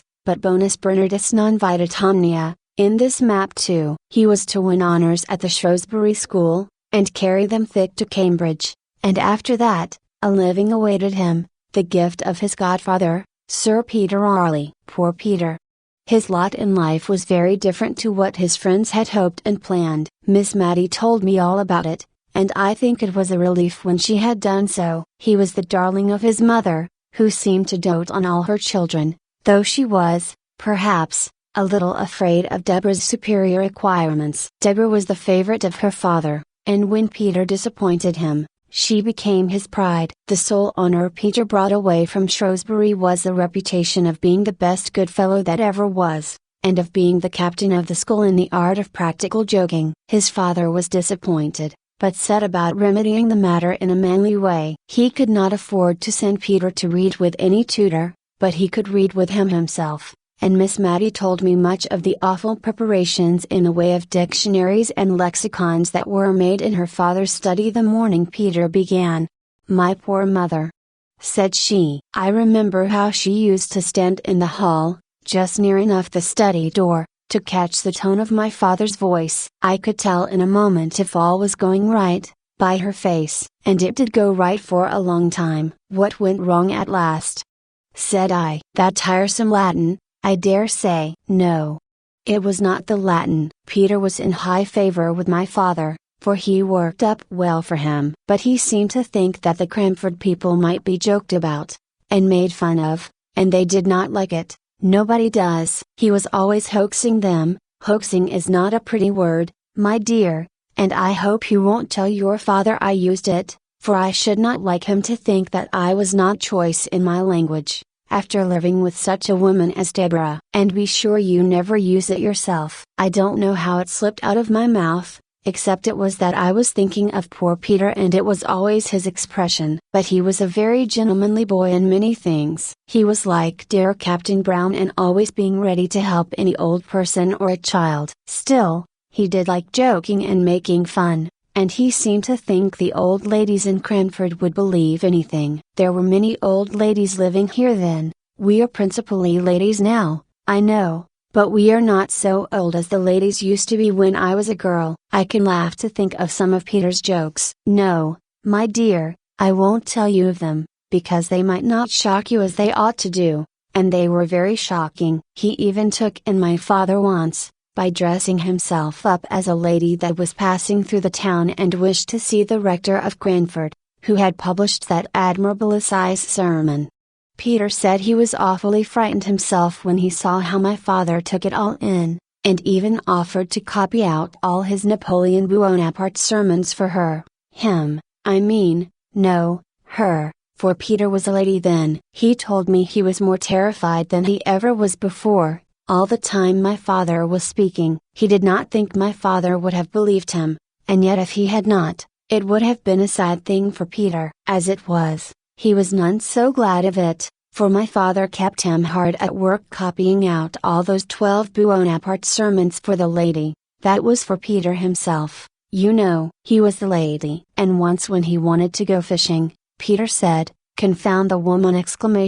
Very bad language, my dear, but Peter was not always so guarded as he should have been. My father was so angry with him, it nearly frightened me out of my wits, and yet I could hardly keep from laughing at the little curtsies Peter kept making, quite slyly, whenever my father spoke of the lady's excellent taste and sound discrimination. "Did Miss Jenkins know of these tricks?" said I. "Oh, no." Deborah would have been too much shocked. "No, no one knew but me." I wish I had always known of Peter's plans, but sometimes he did not tell me. He used to say the old ladies in the town wanted something to talk about, but I don't think they did. They had the St. James's Chronicle 3 times a week, just as we have now, and we have plenty to say, and I remember the clacking noise there always was when some of the ladies got together. But, probably, schoolboys talk more than ladies. At last there was a terrible, sad thing happened. Miss Matty got up, went to the door, and opened it. No one was there. She rang the bell for Martha, and when Martha came, her mistress told her to go for eggs to a farm at the other end of the town. "I will lock the door after you, Martha." "You're not afraid to go, are you?" "No, ma'am, not at all. Jim Hearn will be only too proud to go with me." Miss Matty drew herself up, and as soon as we were alone, she wished that Martha had more maidenly reserve. "We'll put out the candle, my dear. We can talk just as well by firelight, you know." "There." Well, you see, Deborah had gone from home for a fortnight or so. It was a very still, quiet day, I remember, overhead, and the lilacs were all in flower, so I suppose it was spring. My father had gone out to see some sick people in the parish. I recollect seeing him leave the house with his wig and shovel hat and cane. What possessed our poor Peter I don't know.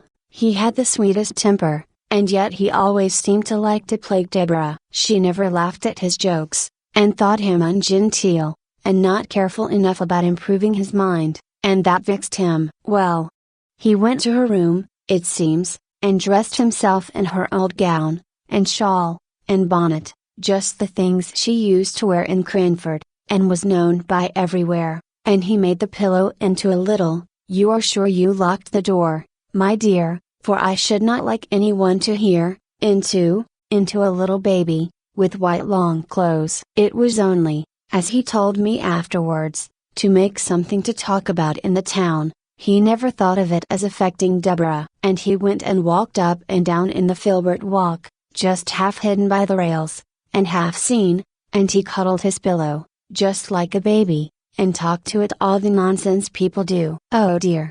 And my father came stepping stately up the street, as he always did. And what should he see but a little black crowd of people, I dare say as many as 20, all peeping through his garden rails. So he thought, at first, they were only looking at a new rhododendron that was in full bloom, and that he was very proud of, and he walked slower, that they might have more time to admire. And he wondered if he could make out a sermon from the occasion, and thought, perhaps, there was some relation between the rhododendrons and the lilies of the field. My poor father! When he came nearer, he began to wonder that they did not see him, but their heads were all so close together, peeping and peeping. My father was amongst them, meaning, he said, to ask them to walk into the garden with him, and admire the beautiful vegetable production, when, oh, my dear, I tremble to think of it, he looked through the rails himself, and saw, I don't know what he thought he saw,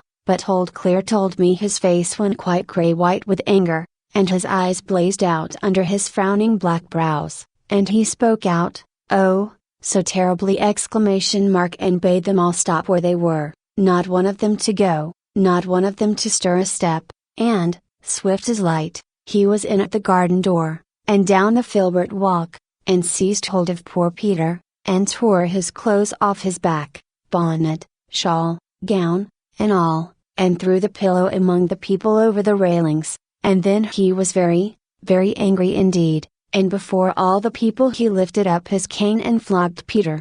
My dear, that boy's trick, on that sunny day, when all seemed going straight and well, broke my mother's heart, and changed my father for life. It did, indeed, old Claire said. Peter looked as white as my father, and stood as still as a statue to be flogged, and my father struck hard. When my father stopped to take breath, Peter said, "Have you done enough, sir?"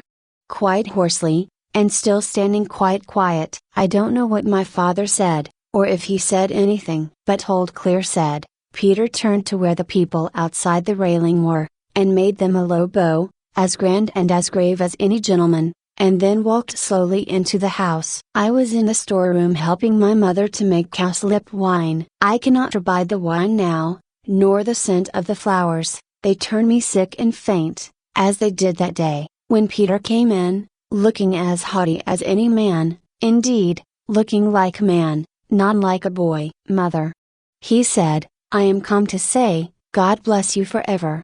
I saw his lips quiver as he spoke, and I think he durst not say anything more loving, for the purpose that was in his heart. She looked at him rather frightened, and wondering, and asked him what was to do. He did not smile or speak, but put his arms round her and kissed her as if he did not know how to leave off, and before she could speak again, he was gone. We talked it over, and could not understand it, and she bade me go and seek my father, and ask what it was all about. I found him walking up and down, looking very highly displeased. "Tell your mother I have flogged Peter, and that he richly deserved it." I durst not ask any more questions. When I told my mother, she sat down, quite faint, for a minute. I remember, a few days after, I saw the poor, withered cowslip flowers thrown out to the leaf heap, to decay and die there. There was no making of cowslip wine that year at the rectory, nor,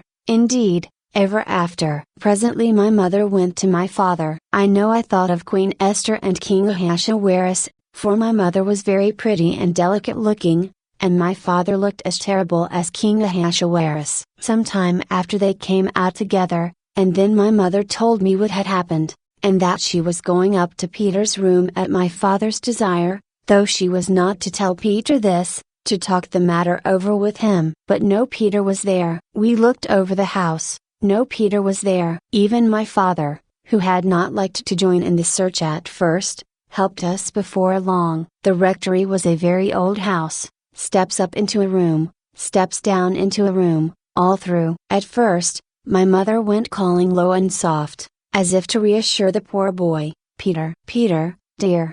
It's only me." But, by and by, as the servants came back from the errands my father had sent them, in different directions, to find where Peter was, as we found he was not in the garden, nor the hayloft, nor anywhere about, my mother's cry grew louder and wilder, "Peter, Peter, my darling.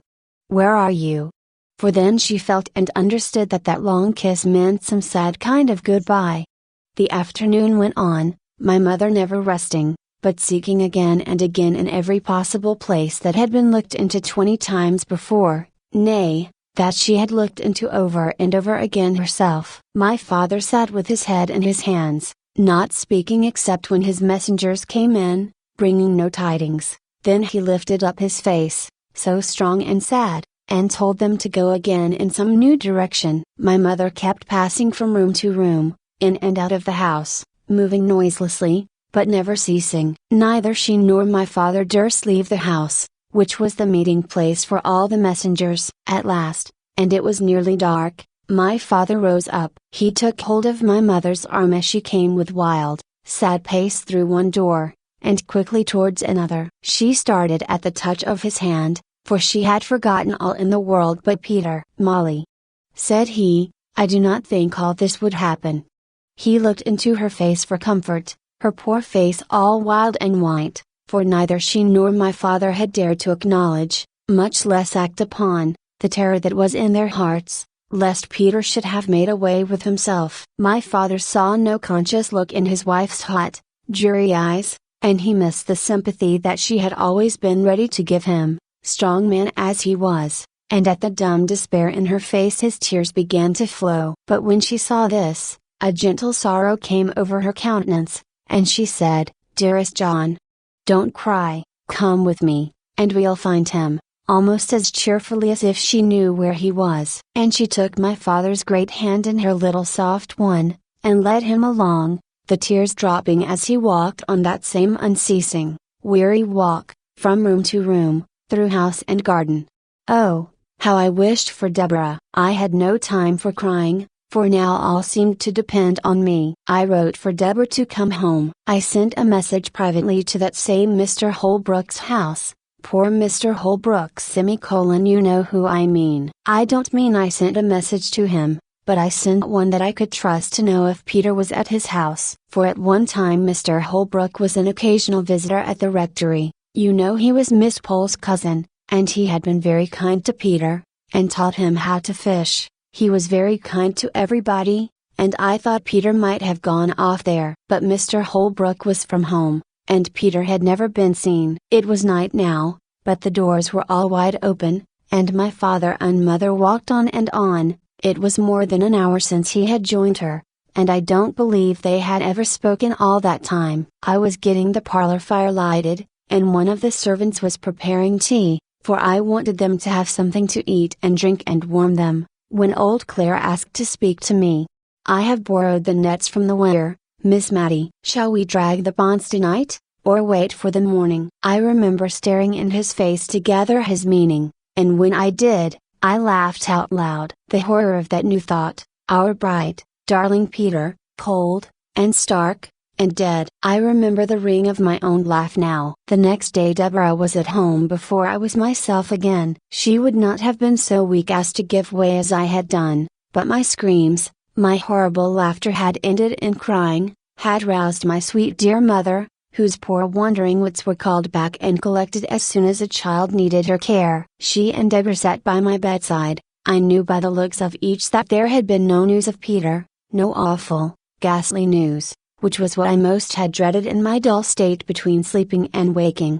The same result of all the searching had brought something of the same relief to my mother, to whom, I am sure, the thought that Peter might even then be hanging dead in some of the familiar home places had caused that never-ending walk of yesterday. Her soft eyes never were the same again after that. They had always a restless, craving look, as if seeking for what they could not find. Oh! It was an awful time, coming down like a thunderbolt on the still sunny day when the lilacs were all in bloom. "Where was Mr. Peter?" said I. "He had made his way to Liverpool, and there was war then, and some of the king's ships lay off the mouth of the Mersey, and they were only too glad to have a fine likely boy such as him, 5'9" he was, come to offer himself." The captain wrote to my father, and Peter wrote to my mother. Stay! Those letters will be somewhere here. We lighted the candle, and found the captain's letter and Peter's too. And we also found a little simple begging letter from Mrs. Jenkins to Peter, addressed to him at the house of an old schoolfellow whither she fancied he might have gone. They had returned it unopened, and unopened it had remained ever since, having been inadvertently put by among the other letters of that time. "This is it, my dearest Peter, you did not think we should be so sorry as we are, I know, or you would never have gone away. You're too good." Your father sits and sighs till my heart aches to hear him. He cannot hold up his head for grief, and yet he only did what he thought was right. Perhaps he has been too severe, and perhaps I have not been kind enough, but God knows how we love you, my dear only boy. Don looks so sorry you are gone. Come back, and make us happy, who love you so much. I know you will come back. But Peter did not come back. That spring day was the last time he ever saw his mother's face. The writer of the letter, the The only person who had ever seen what was written in it, was dead long ago, and I, a stranger, not born at the time when this occurrence took place, was the one to open it. The captain's letter summoned the father and mother to Liverpool instantly, if they wished to see their boy, and, by some of the wild chances of life, the captain's letter had been detained somewhere, somehow. Miss Matty went on, and it was race time, and all the post horses at Cranford were gone to the races, but my father and mother set off in our own gig, and oh, my dear, they were too late, the ship was gone. And now read Peter's letter to my mother. It was full of love, and sorrow, and pride in his new profession, and a sore sense of his disgrace in the eyes of the people at Cranford, but ending with a passionate entreaty that she would come and see him before he left the Mersey. Mother, we may go into battle, I hope we shall, and lick those French, but I must see you again before that time. And she was too late, said Miss Matty, too late. We sat in silence, pondering on the full meaning of those sad words. At length I asked Miss Matty to tell me how her mother bore it. Oh, she said, she was patience itself. She had never been strong, and this weakened her terribly. My father used to sit looking at her, far more sad than she was. He seemed as if he could look at nothing else when she was by, and he was so humble, so very gentle now. He would, perhaps, speak in his old way, laying down the law, as it were, and then, in a minute or two, he would come round and put his hand on our shoulders, and ask us in a low voice, if he had said anything to hurt us. I did not wonder at his speaking so to Deborah, for she was so clever, but I could not bear to hear him talking so to me. But, you see, he saw what we did not, that it was killing my mother. Yes, killing her. Put out the candle, my dear. I can talk better in the dark, for she was but a frail woman, and ill-fitted to stand the fright and shock she had gone through, and she would smile at him and comfort him, not in words, but in her looks and tones, which were always cheerful when he was there. And she would speak of how she thought Peter stood a good chance of being admiral very soon,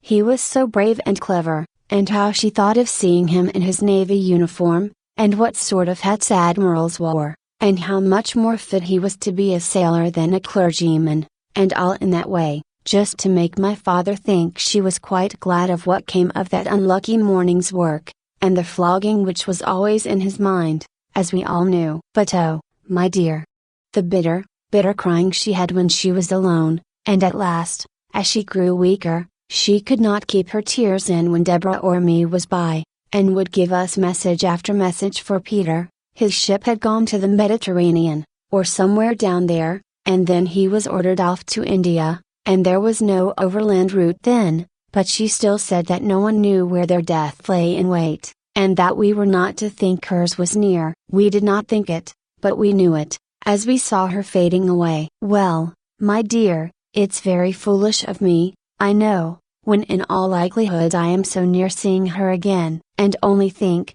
love, the very day after her death, for she did not live quite a 12-month after Peter went away, the very day after, came a parcel for her from India, from her poor boy. It was a large, soft, white Indian shawl, with just a little narrow border all round, just what my mother would have liked. We thought it might rouse my father, for he had sat with her hand in his all night long, so Deborah took it in to him, and Peter's letter to her, and all. At first, he took no notice, and we tried to make a kind of light careless talk about the shawl, opening it out and admiring it. Then, suddenly, he got up, and spoke. She shall be buried in it, he said. Peter shall have that comfort, and she would have liked it. Well, perhaps it was not reasonable, but what could we do or say? One gives people in grief their own way. He took it up and felt it. It is just such a shawl as she wished for when she was married, and her mother did not give it her. I did not know of it till after, or she should have had it. She should, but she shall have it now. My mother looked so lovely in her death. She was always pretty, and now she looked fair, and waxen, and young, younger than Deborah, as she stood trembling and shivering by her. We decked her in the long soft folds, she lay smiling, as if pleased, and people came, all Cranford came, to beg to see her, for they had loved her dearly, as well they might, and the countrywoman brought posies. Old Clare's wife brought some white violets and begged they might lie on her breast. Deborah said to me, the day of my mother's funeral, that if she had 100 offers she never would marry and leave my father. It was not very likely she would have so many. I don't know that she had one, but it was not less to her credit to say so. She was such a daughter to my father as I think there never was before or since. His eyes failed him, and she read book after book, and wrote, and copied, and was always at his service in any parish business. She could do many more things than my poor mother could. She even once wrote a letter to the bishop for my father. But he missed my mother sorely. The whole parish noticed it. Not that he was less active, I think he was more so, and more patient in helping everyone. I did all I could to set Deborah at liberty to be with him, for I knew I was good for little, and that my best work in the world was to do odd jobs quietly, and set others at liberty. But my father was a changed man. Did Mr. Peter ever come home? Yes, once. He came home a lieutenant. He did not get to be admiral. And he and my father were such friends. My father took him into every house in the parish. He was so proud of him. He never walked out without Peter's arm to lean upon. Deborah used to smile. I don't think we ever laughed again after my mother's death, and say she was quite put in a corner. Not but what my father always wanted her when there was letter writing or reading to be done, or anything to be settled. And then? Said I, after a pause. Then Peter went to sea again, and by, my father died, blessing us both, and thanking Deborah for all she had been to him, and, of course, our circumstances were changed, and, instead of living at the rectory, and keeping 3 maids and a man, we had to come to this small house, and be content with a servant of all work. But, as Deborah used to say, we have always lived genteelly, even if circumstances have compelled us to simplicity. Poor Deborah. And Mr. Peter? Asked I. Oh, there was some great war in India, I forget what they call it, and we have never heard of Peter since then. I believe he is dead myself, and it sometimes fidgets me that we have never put on mourning for him. And then again, when I sit by myself, and all the house is still, I think I hear his step coming up the street, and my heart begins to flutter and beat, but the sound always goes past, and Peter never comes. That's Martha back? No. I'll go, my dear, I can always find my way in the dark, you know. And a blow of fresh air at the door will do my head good, and it's rather got a trick of aching. So she pattered off. I had lighted the candle, to give the room a cheerful appearance against her return. Was it Martha? Asked I. Yes. And I am rather uncomfortable, for I heard such a strange noise, just as I was opening the door. Where? I asked, for her eyes were round with affright. In the street, just outside, it sounded like talking? I put in, as she hesitated a little. No.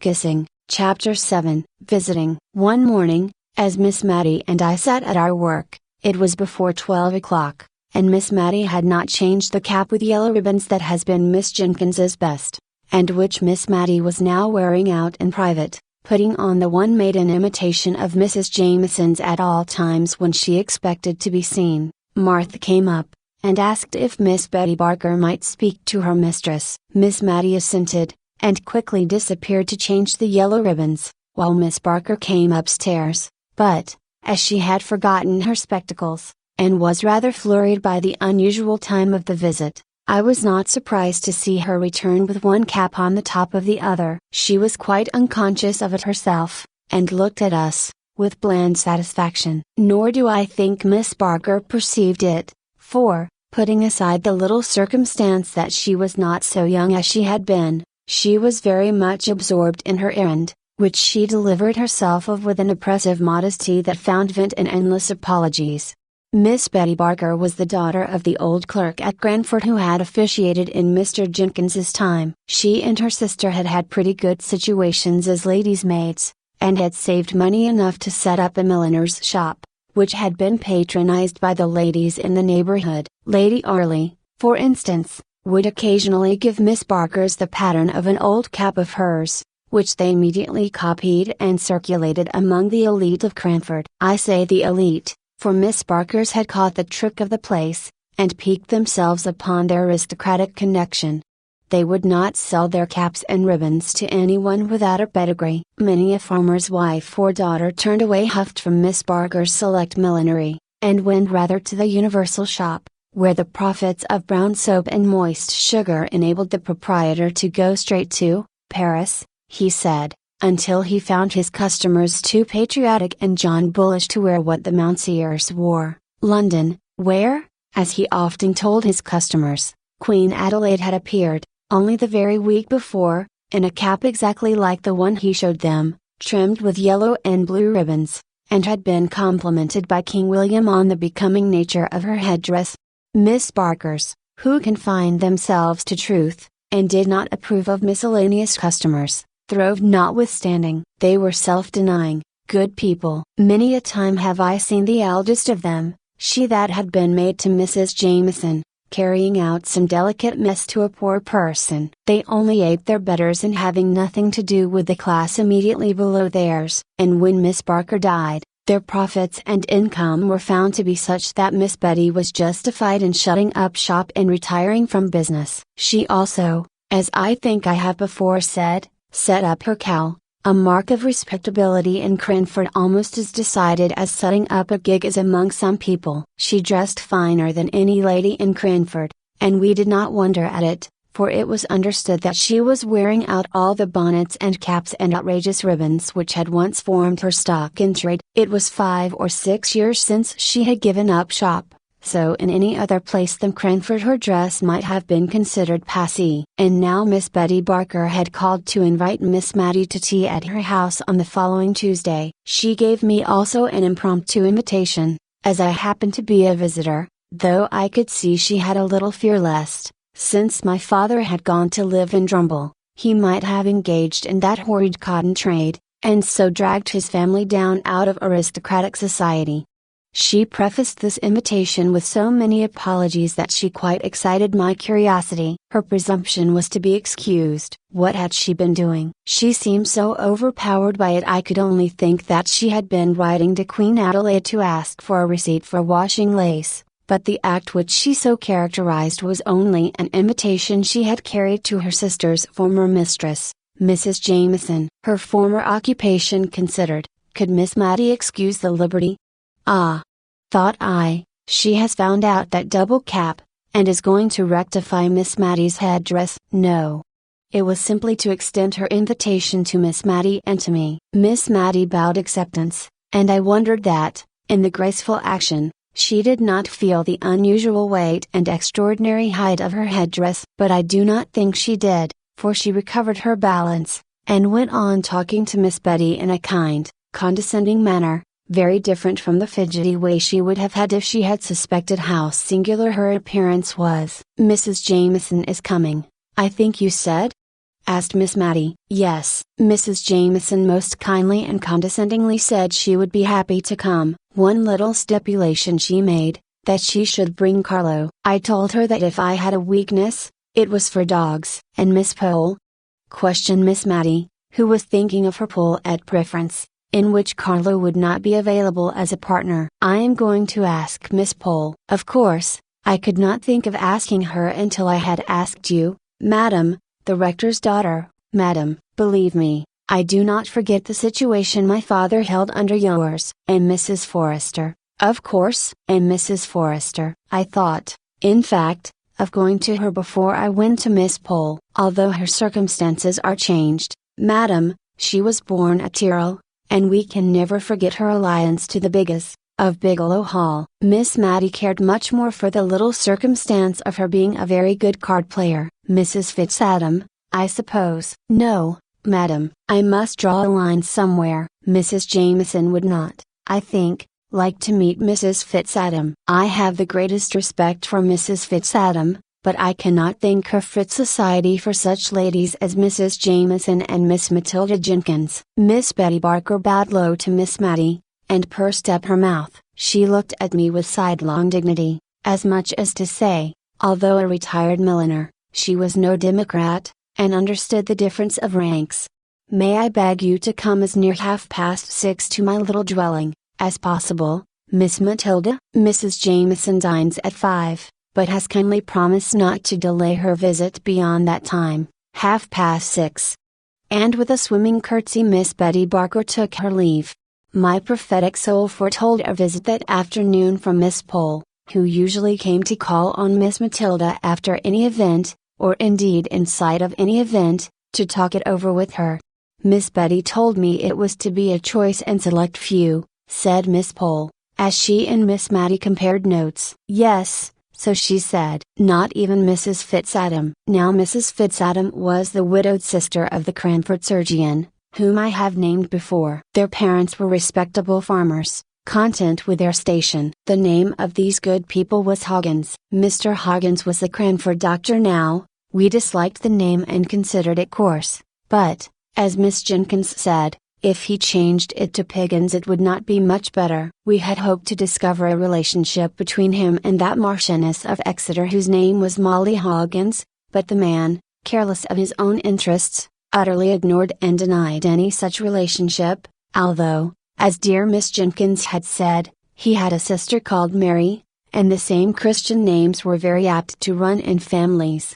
Soon after Miss Mary Hoggins married Mr. Fitzadam, she disappeared from the neighborhood for many years. She did not move in a sphere in Cranford society sufficiently high to make any of us care to know what Mr. Fitzadam was. He died and was gathered to his fathers without our ever having thought about him at all. And then Mrs. Fitzadam reappeared in Cranford, as bold as a lion, Miss Pole said, a well-to-do widow, dressed in rustling black silk, so soon after her husband's death that poor Miss Jenkins was justified in the remark she made, that Bombaysine would have shown a deeper sense of her loss. I remember the convocation of ladies who assembled to decide whether or not Mrs. Fitzadam should be called upon by the old blue-blooded inhabitants of Cranford. She had taken a large rambling house, which had been usually considered to confer a patent of gentility upon its tenant, because, once upon a time, 70 or 80 years before, the spinster daughter of an earl had resided in it. I am not sure if the inhabiting this house was not also believed to convey some unusual power of intellect,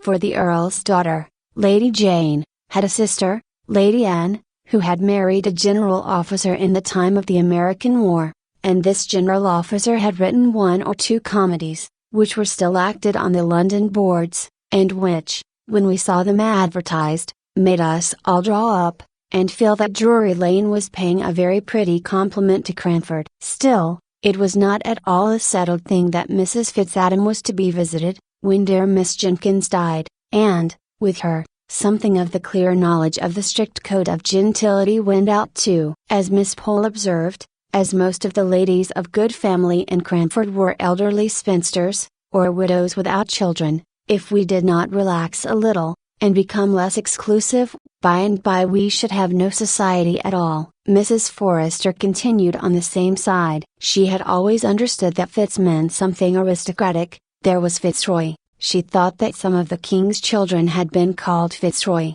and there was Fitzclarence. Now, they were the children of dear good King William IV. Fitzadam! It was a pretty name, and she thought it very probably meant child of Adam. No one, who had not some good blood in their veins, would dare to be called Fitz. There was a deal in a name. She had had a cousin who spelt his name with 2 little ffs, folks, and he always looked down upon capital letters and said they belonged to lately invented families. She had been afraid he would die a bachelor, he was so very choice. When he met with a Mrs. Farrington, at a watering place, he took to her immediately, and a very pretty genteel woman she was, a widow, with a very good fortune, and my cousin, Mr. Ffoulkes, married her, and it was all owing to her 2 little ffs. Mrs. Fitzadam did not stand a chance of meeting with a Mr. Fitz anything in Cranford, so that could not have been her motive for settling there. Miss Matty thought it might have been the hope of being admitted into the society of the place, which would certainly be a very agreeable rise for said Miss Hoggins, and if this had been her hope it would be cruel to disappoint her. So everybody called upon Mrs. Fitzadam, everybody but Mrs. Jameson, who used to show how honorable she was by never seeing Mrs. Fitzadam when they met at the Cranford parties. There would be only 8 or 10 ladies in the room, and Mrs. Fitzadam was the largest of all, and she invariably used to stand up when Mrs. Jameson came in, and curtsy very low to her whenever she turned in her direction, so low, in fact, that I think Mrs. Jameson must have looked at the wall above her, for she never moved a muscle of her face, no more than if she had not seen her. Still Mrs. Fitzadam persevered. The spring evenings were getting bright and long when 3 or 4 ladies in calashes met at Miss Barker's door. Do you know what a calash is? It is a covering worn over caps, not unlike the heads fastened on old-fashioned gigs, but sometimes it is not quite so large. This kind of headgear always made an awful impression on the children in Cranford, and now 2 or 3 left off their play in the quiet sunny little street, and gathered in wondering silence round Miss Pole, Miss Matty, and myself. We were silent too, so that we could hear loud, suppressed whispers inside Miss Barker's house. "Wait, Peggy. Wait till I've run upstairs and washed my hands. When I cough, open the door, I'll not be a minute." And, true enough, it was not a minute before we heard a noise, between a sneeze and a crow, on which the door flew open. Behind it stood a round-eyed maiden, all aghast at the honorable company of calashes, who marched in without a word. She recovered presence of mind enough to usher us into a small room, which had been the shop, but was now converted into a temporary dressing room. There we unpinned and shook ourselves, and arranged our features before the glass into a sweet and gracious company face, and then, bowing backwards with "After you, ma'am," we allowed Mrs. Forrester to take precedence up the narrow staircase that led to Miss Barker's drawing room. There she sat, as stately and composed as though we had never heard that odd-sounding cough, from which her throat must have been even then sore and rough. Kind, gentle, shabbily dressed Mrs. Forrester was immediately conducted to the second place of honor, a seat arranged something like Prince Albert's near the Queen's. Good, but not so good. The place of preeminence was, of course, reserved for the Honorable Mrs. Jameson, who presently came panting up the stairs, Carlo rushing round her on her progress, as if he meant to trip her up. And now Miss Betty Barker was a proud and happy woman. She stirred the fire, and shut the door, and sat as near to it as she could, quite on the edge of her chair. When Peggy came in, tottering under the weight of the tea-tray, I noticed that Miss Barker was sadly afraid lest Peggy should not keep her distance sufficiently. She and her mistress were on very familiar terms in their everyday intercourse, and Peggy wanted now to make several little confidences to her, which Miss Barker was on thorns to hear, but which she thought it her duty, as a lady, to repress. So she turned away from all Peggy's asides and signs, but she made 1 or 2 very malapropos answers to what was said, and at last, seized with a bright idea, she exclaimed, "Poor, sweet Carlo! I'm forgetting him. Come downstairs with me, poor itty doggy, and it shall have its tea, it shall." In a few minutes she returned, bland and benignant as before, but I thought she had forgotten to give the poor itty doggy anything to eat,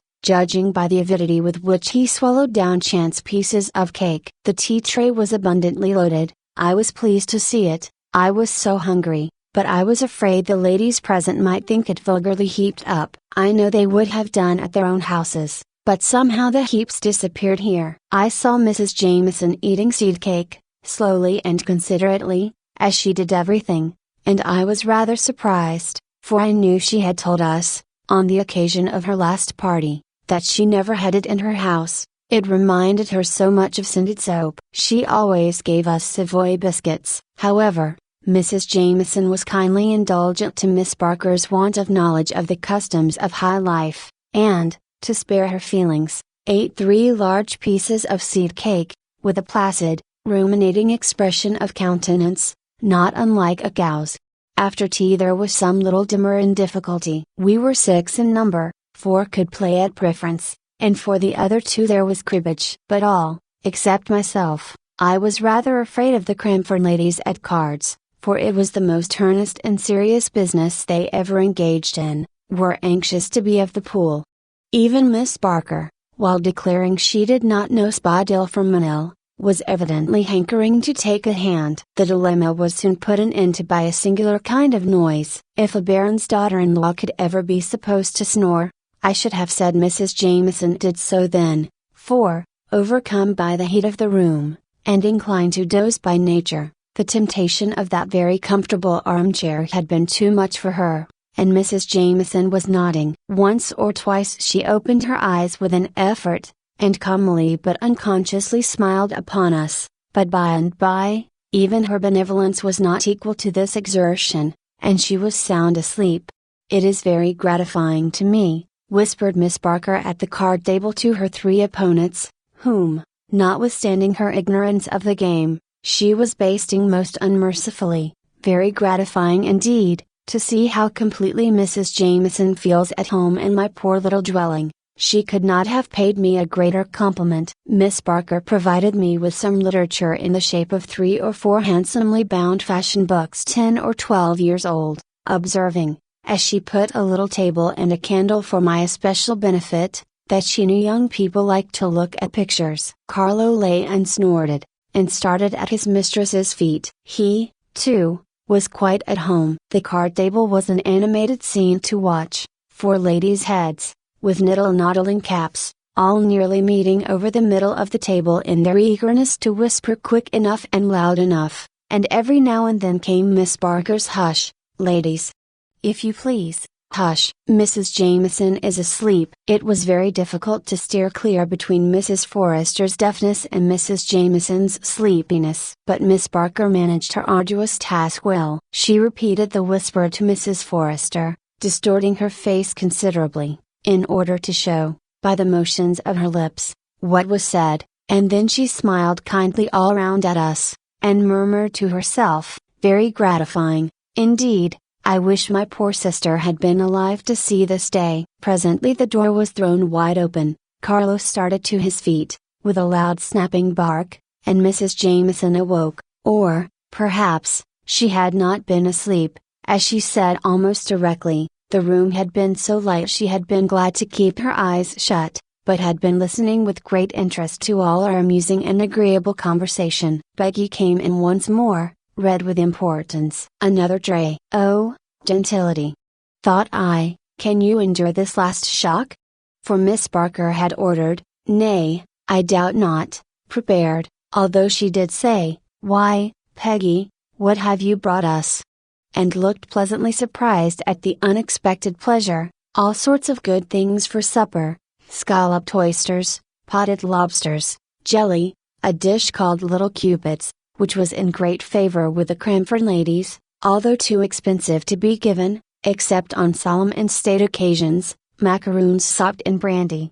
I should have called it, if I had not known its more refined and classical name. In short, we were evidently to be feasted with all that was sweetest and best, and we thought it better to submit graciously, even at the cost of our gentility, which never ate suppers in general, but which, like most non-supper eaters, was particularly hungry on all special occasions.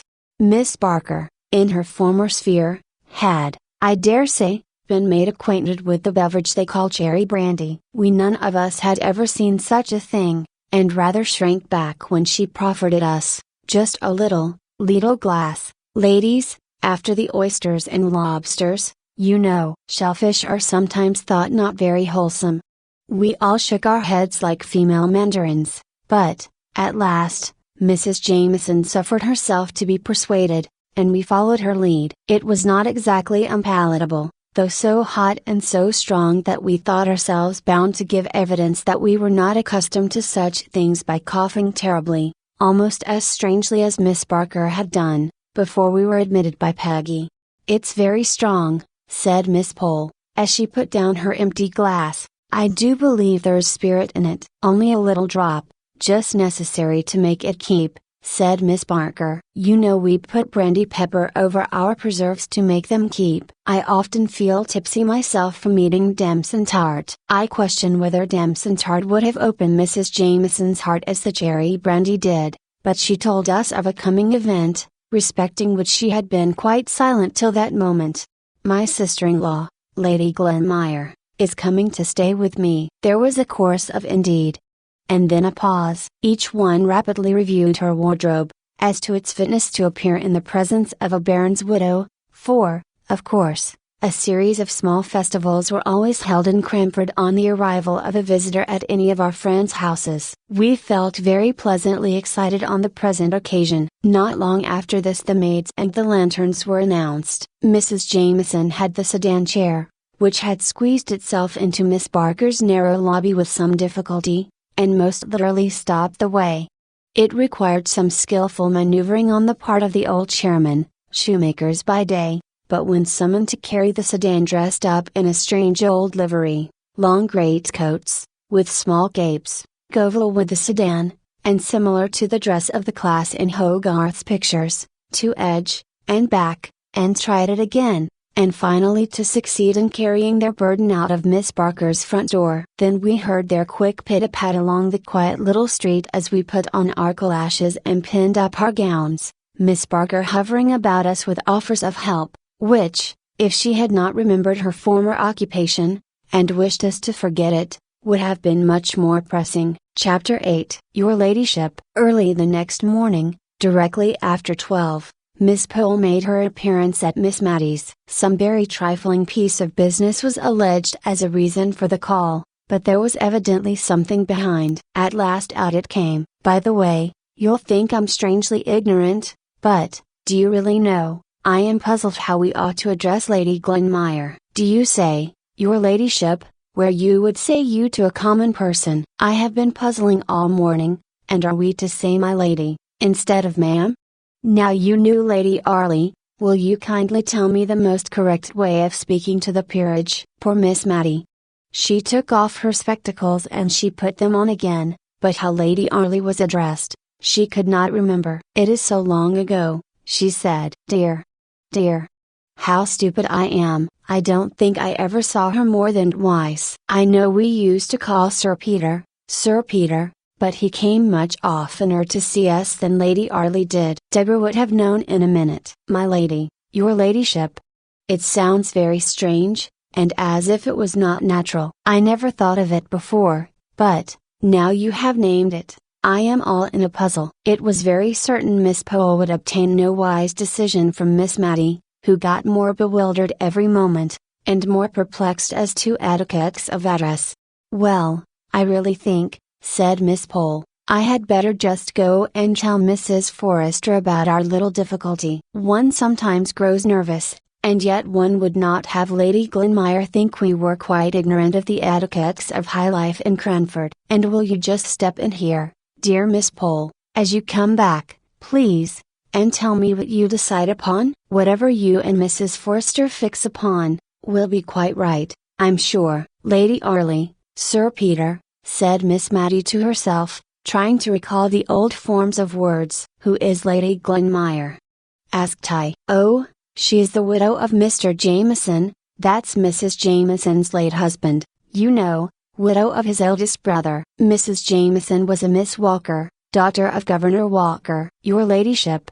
My dear, if they fix on that way of speaking, you must just let me practice a little on you first, for I shall feel so foolish and hot saying it the first time to Lady Glenmire. It was really a relief to Miss Matty when Mrs. Jameson came on a very unpolite errand. I notice that apathetic people have more quiet impertinence than others, and Mrs. Jameson came now to insinuate pretty plainly that she did not particularly wish that the Cranford ladies should call upon her sister-in-law. I can hardly say how she made this clear, for I grew very indignant and warm, while with slow deliberation she was explaining her wishes to Miss Matty, who, a true lady herself, could hardly understand the feeling which made Mrs. Jameson wish to appear to her noble sister-in-law as if she only visited county families. Miss Matty remained puzzled and perplexed long after I had found out the object of Mrs. Jameson's visit. When she did understand the drift of the honourable lady's call, it was pretty to see with what quiet dignity she received the intimation thus uncourteously given. She was not in the least hurt,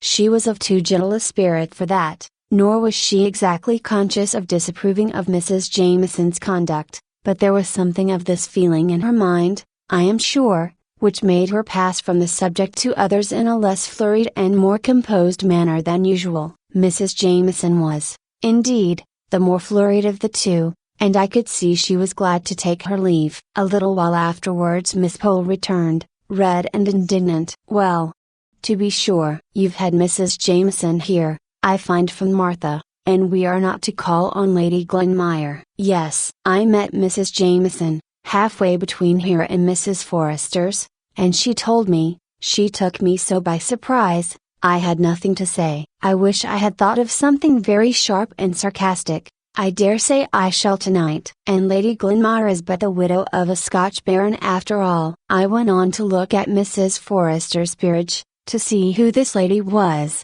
that is to be kept under a glass case, widow of a Scotch peer, never sat in the House of Lords, and as poor as Job, I dare say, and she, fifth daughter of some Mr. Campbell or other. "You are the daughter of a rector, at any rate, and related to the Arleys, and Sir Peter might have been Viscount Harley, everyone says." Miss Matty tried to soothe Miss Pole, but in vain. That lady, usually so kind and good-humored, was now in a full flow of anger. "And I went and ordered a cap this morning, to be quite ready," said she at last, letting out the secret which gave sting to Mrs. Jameson's intimation. "Mrs. Jameson shall see if it is so easy to get me to make forth at a pool when she has none of her fine Scotch relations with her." In coming out of church, the first Sunday on which Lady Glenmire appeared in Cranford, we sedulously talked together, and turned our backs on Mrs. Jameson and her guest. If we might not call on her,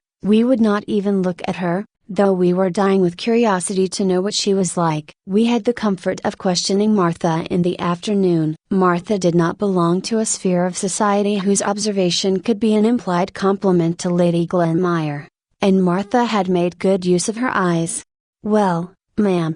Is it the little lady with Mrs. Jameson, you mean? I thought you would like more to know how young Mrs. Smith was dressed, her being a bride." "Mrs. Smith was the butcher's wife," Miss Pole said. "Good gracious me!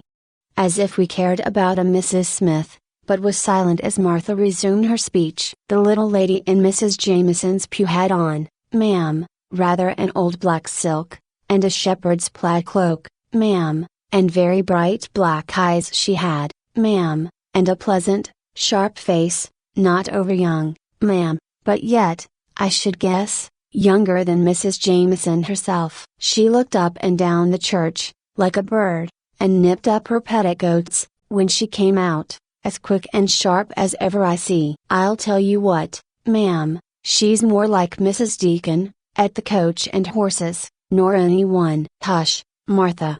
said Miss Matty, "that's not respectful." "Isn't it, ma'am? I beg pardon, I'm sure, but Jim Hearn said so as well. He said, she was just such a sharp, stirring sort of a body." "Lady," said Miss Pole. "Lady, as Mrs. Deacon." Another Sunday passed away, and we still averted our eyes from Mrs. Jameson and her guest, and made remarks to ourselves that we thought were very severe, almost too much so. Miss Matty was evidently uneasy at our sarcastic manner of speaking. Perhaps by this time Lady Glenmire had found out that Mrs. Jameson's was not the gayest, liveliest house in the world. Perhaps Mrs. Jameson had found out that most of the county families were in London, and that those who remained in the country were not so alive as they might have been to the circumstance of Lady Glenmire being in their neighbourhood. Great events spring out of small causes, so I will not pretend to say what induced Mrs. Jameson to alter her determination of excluding the Cranford ladies,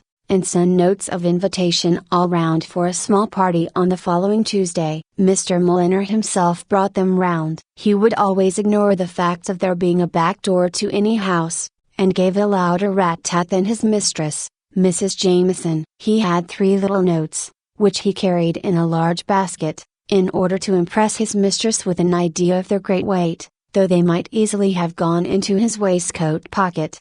Miss Matty and I quietly decided that we would have a previous engagement at home. It was the evening on which Miss Matty usually made candle lighters of all the notes and letters of the week, for on Mondays her accounts were always made straight, not a penny owing from the week before, so, by a natural arrangement, making candle lighters fell upon a Tuesday evening, and gave us a legitimate excuse for declining Mrs. Jameson's invitation. But before our answer was written, in came Miss Pole, with an open note in her hand. "So," she said. "Ah, I see you have got your note, too. Better late than never. I could have told my Lady Glenmire she would be glad enough of our society before a fortnight was over." "Yes," said Miss Matty, "we're asked for Tuesday evening, and perhaps you would just kindly bring your work across and drink tea with us that night. It is my usual regular time for looking over the last week's bills, and notes, and letters, and making candle lighters of them,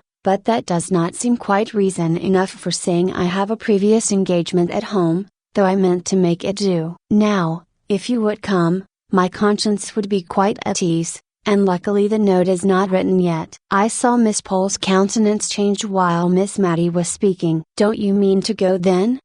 asked she. "Oh, no," said Miss Matty quietly. "You don't either, I suppose?" "I don't know," replied Miss Pole. "Yes, I think I do," said she, rather briskly, and on seeing Miss Matty look surprised, she added, "You see, one would not like Mrs. Jameson to think that anything she could do, or say, was of consequence enough to give offense. It would be a kind of letting down of ourselves, that I, for one, should not like. It would be too flattering to Mrs. Jameson if we allowed her to suppose that what she had said affected us a week, nay 10 days afterwards. Well, I suppose it is wrong to be hurt and annoyed so long about anything, and, perhaps, after all, she did not mean to vex us. But I must say, I could not have brought myself to say the things Mrs. Jameson did about our not calling. I really don't think I shall go." "Oh, come, Miss Matty,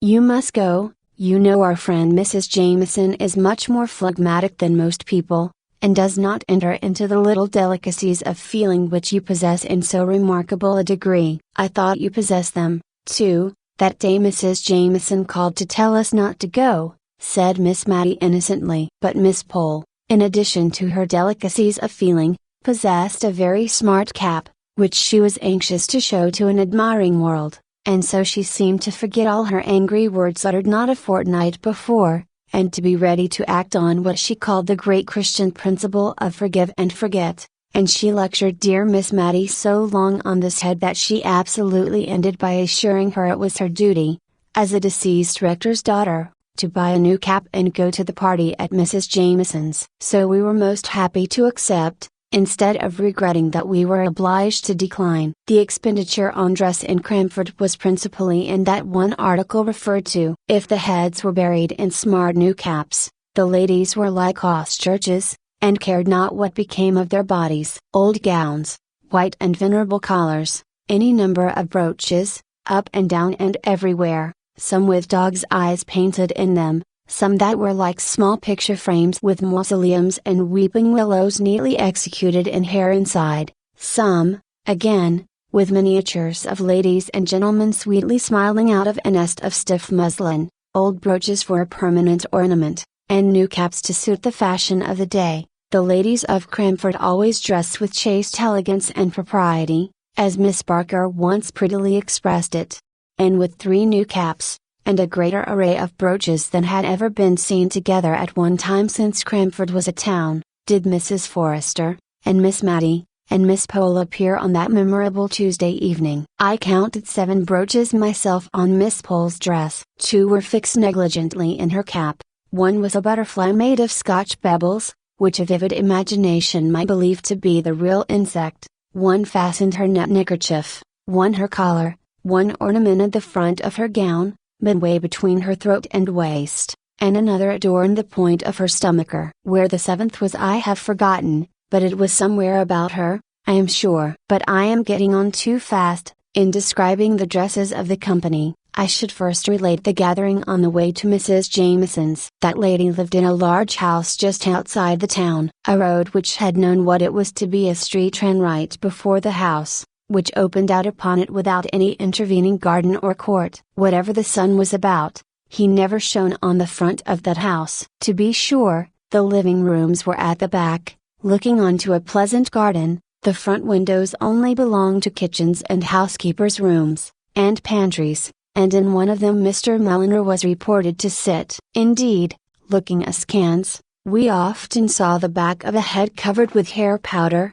which also extended itself over his coat collar down to his very waist, and this imposing back was always engaged in reading the St. James's Chronicle, opened wide, which, in some degree, accounted for the length of time the said newspaper was in reaching us, equal subscribers with Mrs. Jameson, though, in right of her honorableness, she always had the reading of it first. This very Tuesday, the delay in forwarding the last number had been particularly aggravating, just when both Miss Pole and Miss Matty, the former more especially, had been wanting to see it, in order to coach up the court news ready for the evening's interview with aristocracy. Miss Pole told us she had absolutely taken time by the forelock, and been dressed by 5 o'clock, in order to be ready if the St. James's Chronicle should come in at the last moment, the very St. James's Chronicle which the powdered head was tranquilly and composedly reading as we passed the accustomed window this evening.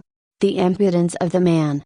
said Miss Pole, in a low indignant whisper. "I should like to ask him whether his mistress pays her quarter share for his exclusive use." We looked at her in admiration of the courage of her thought, for Mr. Mulliner was an object of great awe to all of us. He seemed never to have forgotten his condescension in coming to live at Cranford. Miss Jenkins, at times, had stood forth as the undaunted champion of her sex, and spoken to him on terms of equality, but even Miss Jenkins could get no higher. In his pleasantest and most gracious moods he looked like a sulky cockatoo. He did not speak except in gruff monosyllables. He would wait in the hall when we begged him not to wait, and then look deeply offended because we had kept him there, while, with trembling, hasty hands we prepared ourselves for appearing in company. Miss Pole ventured on a small joke as we went upstairs, intended, though addressed to us, to afford Mr. Mulliner some slight amusement. We all smiled, in order to seem as if we felt at our ease, and timidly looked for Mr. Mulliner's sympathy. Not a muscle of that wooden face had relaxed, and we were grave in an instant. Mrs. Jameson's drawing room was cheerful, the evening sun came streaming into it, and the large square window was clustered round with flowers. The furniture was white and gold, not the later style, Louis Quatorze, I think they call it, all shells and whorls. No, Mrs. Jameson's chairs and tables had not a curve or bend about them. The chair and table legs diminished as they neared the ground, and were straight and square inches all their corners. The chairs were all a row against the walls, with the exception of 4 or 5 which stood in a circle round the fire. They were railed with white bars across the back and knobbed with gold.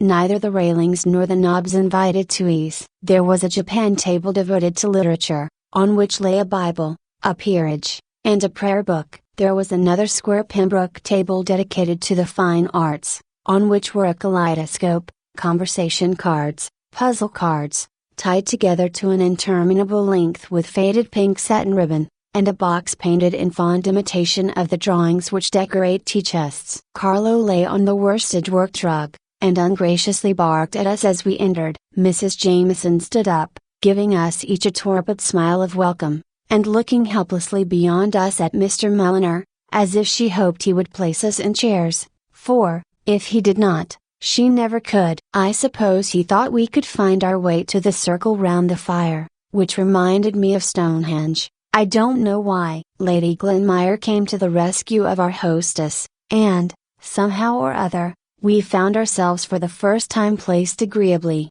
and not formally, in Mrs. Jameson's house. Lady Glenmire, now we had time to look at her, proved to be a bright little woman of middle age, who had been very pretty in the days of her youth, and who was even yet very pleasant looking. I saw Miss Pole praising her dress in the first 5 minutes, and I take her word when she said the next day, "My dear, £10 would have purchased every stitch she had on, lace and all." It was pleasant to suspect that her peeress could be poor, and partly reconciled us to the fact that her husband had never sat in the House of Lords, which, when we first heard of it, seemed a kind of swindling us out of our prospects on false pretenses, a sort of a lord and no lord business.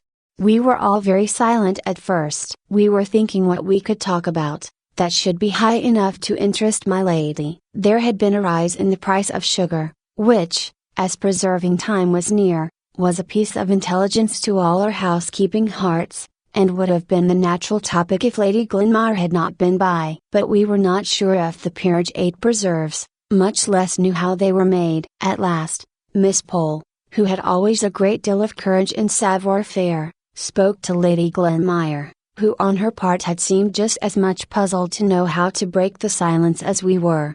"Has your ladyship been to court lately?"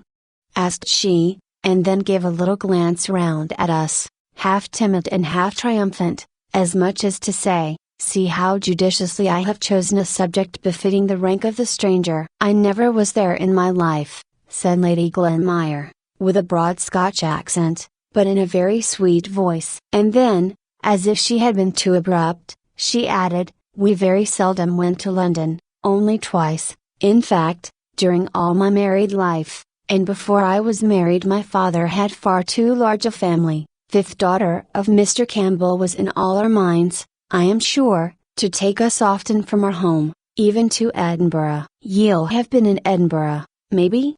said she, suddenly brightening up with the hope of a common interest. We had none of us been there, but Miss Pole had an uncle who once had passed a night there, which was very pleasant. Mrs. Jameson, meanwhile, was absorbed in wonder why Mr. Mulliner did not bring the tea, and at length the wonder oozed out of her mouth. "I had better ring the bell, my dear, had not I?" said Lady Glenmire briskly. "No, I think not. Mulliner does not like to be hurried." We should have liked our tea, for we dined at an earlier hour than Mrs. Jameson. I suspect Mr. Mulliner had to finish the St. James's Chronicle before he chose to trouble himself about tea. His mistress fidgeted, and kept saying, "I can't think why Mulliner does not bring tea. I can't think what he can be about." And Lady Glenmire at last grew quite impatient, but it was a pretty kind of impatience after all, and she rang the bell rather sharply, on receiving a half permission from her sister-in-law to do so. Mr. Mulliner appeared in dignified surprise. "Oh!" said Mrs. Jameson. Lady Glenmire rang the bell. I believe it was for tea. In a few minutes tea was brought. Very delicate was the china, very old the plate, very thin the bread and butter, and very small the lumps of sugar. Sugar was evidently Mrs. Jameson's favorite economy. I question if the little filigree sugar tongs, made something like scissors, could have opened themselves wide enough to take up an honest, vulgar good-sized piece, and when I tried to seize two little minikin pieces at once, so as not to be detected in too many returns to the sugar basin, they absolutely dropped one, with a little sharp clatter, quite in a malicious and unnatural manner. But before this happened we had had a slight disappointment. In the little silver jug was cream, in the larger one was milk. As soon as Mr. Mulliner came in, Carlo began to beg, which was a thing our manners forbade us to do, though I am sure we were just as hungry, and Mrs. Jameson said she was certain we would excuse her if she gave her poor dumb Carlo his tea first. She accordingly mixed a saucerful for him, and put it down for him to lap, and then she told us how intelligent and sensible the dear little fellow was. He knew cream quite well, and constantly refused tea with only milk in it, so the milk was left for us, but we silently thought we were quite as intelligent and sensible as Carlo, and felt as if insult were added to injury when we were called upon to admire the gratitude evinced by his wagging his tail for the cream which should have been ours. After tea we thawed down into common life subjects. We were thankful to Lady Glenmire for having proposed some more bread and butter, and this mutual want made us better acquainted with her than we should ever have been with talking about the court, though Miss Pole did say she had hoped to know how the dear Queen was from someone who had seen her. The friendship begun over bread and butter extended on to cards. Lady Glenmire played preference to admiration, and was a complete authority as to ombre and quadrille. Even Miss Pole quite forgot to say my lady, and your ladyship, and said basto. "Ma'am, you have spot ill, I believe," just as quietly as if we had never held the great Cranford Parliament on the subject of the proper mode of addressing a peeress.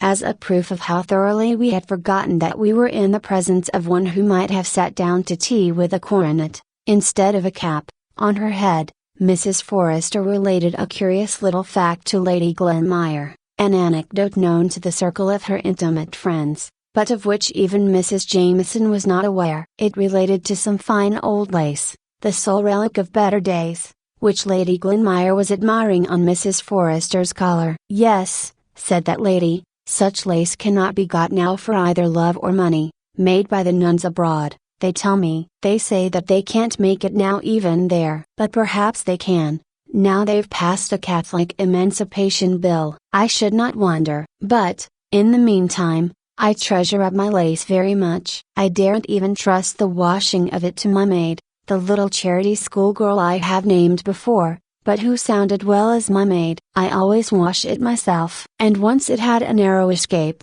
Of course, your ladyship knows that such lace must never be starched or ironed. Some people wash it in sugar and water, and some in coffee, to make it the right yellow color, but I myself have a very good receipt for washing it in milk, which stiffens it enough, and gives it a very good creamy color. Well, ma'am, I had tacked it together, and the beauty of this fine lace is that, when it is wet, it goes into a very little space, and put it to soak in milk. When, unfortunately, I left the room, on my return, I found Pussy on the table, looking very like a thief, but gulping very uncomfortably, as if she was half choked with something she wanted to swallow and could not. And, would you believe it? At first I pitied her, and said poor Pussy. Poor Pussy. Till, all at once, I looked and saw the cup of milk empty, cleaned out. "You naughty cat!" said I, and I believe I was provoked enough to give her a slap, which did no good, but only helped the lace down, just as one slaps a choking child on the back. I could have cried, I was so vexed, but I determined I would not give the lace up without a struggle for it. I hoped the lace might disagree with her, at any rate, but it would have been too much for Job, if he had seen, as I did, that cat come in, quite placid and purring, not a quarter of an hour after, and almost expecting to be stroked. "No, Pussy," said I, "if you have any conscience you ought not to expect that." And then a thought struck me, and I rang the bell for my maid, and sent her to Mr. Hoggins, with my compliments, and would he be kind enough to lend me one of his top boots for an hour? I did not think there was anything odd in the message, but Jenny said the young men in the surgery laughed as if they would be ill at my wanting a top boot. When it came, Jenny and I put Pussy in, with her forefeet straight down, so that they were fastened, and could not scratch, and we gave her a teaspoonful of currant jelly in which, your ladyship must excuse me, I had mixed some tartar emetic. I shall never forget how anxious I was for the next half hour. I took Pussy to my own room, and spread a clean towel on the floor. I could have kissed her when she returned the lace to sight, very much as it had gone down. Jenny had boiling water ready, and we soaked it, and spread it on a lavender bush in the sun before I could touch it again, even to put it in milk. But now your ladyship would never guess that it had been in Pussy's inside. We found out, in the course of the evening, that Lady Glenmire was going to pay Mrs. Jameson a long visit, as she had given up her apartments in Edinburgh, and had no ties to take her back there in a hurry. On the whole, we were rather glad to hear this, for she had made a pleasant impression upon us, and it was also very comfortable to find, from things which dropped out in the course of conversation, that, in addition to many other genteel qualities, she was far removed from the vulgarity of wealth. "Don't you find it very unpleasant walking?" asked Mrs. Jameson, as our respective servants were announced. It was a pretty regular question from Mrs. Jameson, who had her own carriage in the coach house, and always went out in a sedan chair to the very shortest distances. The answers were nearly as much a matter of course. "Oh dear, no. It is so pleasant and still at night. Such a refreshment after the excitement of a party. The stars are so beautiful." This last was from Miss Matty. "Are you fond of astronomy?" Lady Glenmire asked. "Not very," replied Miss Matty, rather confused at the moment to remember which was astronomy and which was astrology, but the answer was true under either circumstance, for she read, and was slightly alarmed at Francis Moore's astrological predictions, and, as to astronomy, in a private and confidential conversation, she had told me she never could believe that the earth was moving constantly, and that she would not believe it if she could. It made her feel so tired and dizzy whenever she thought about it. In our pattens we picked our way home with extra care that night, so refined and delicate were our perceptions after drinking tea with my lady.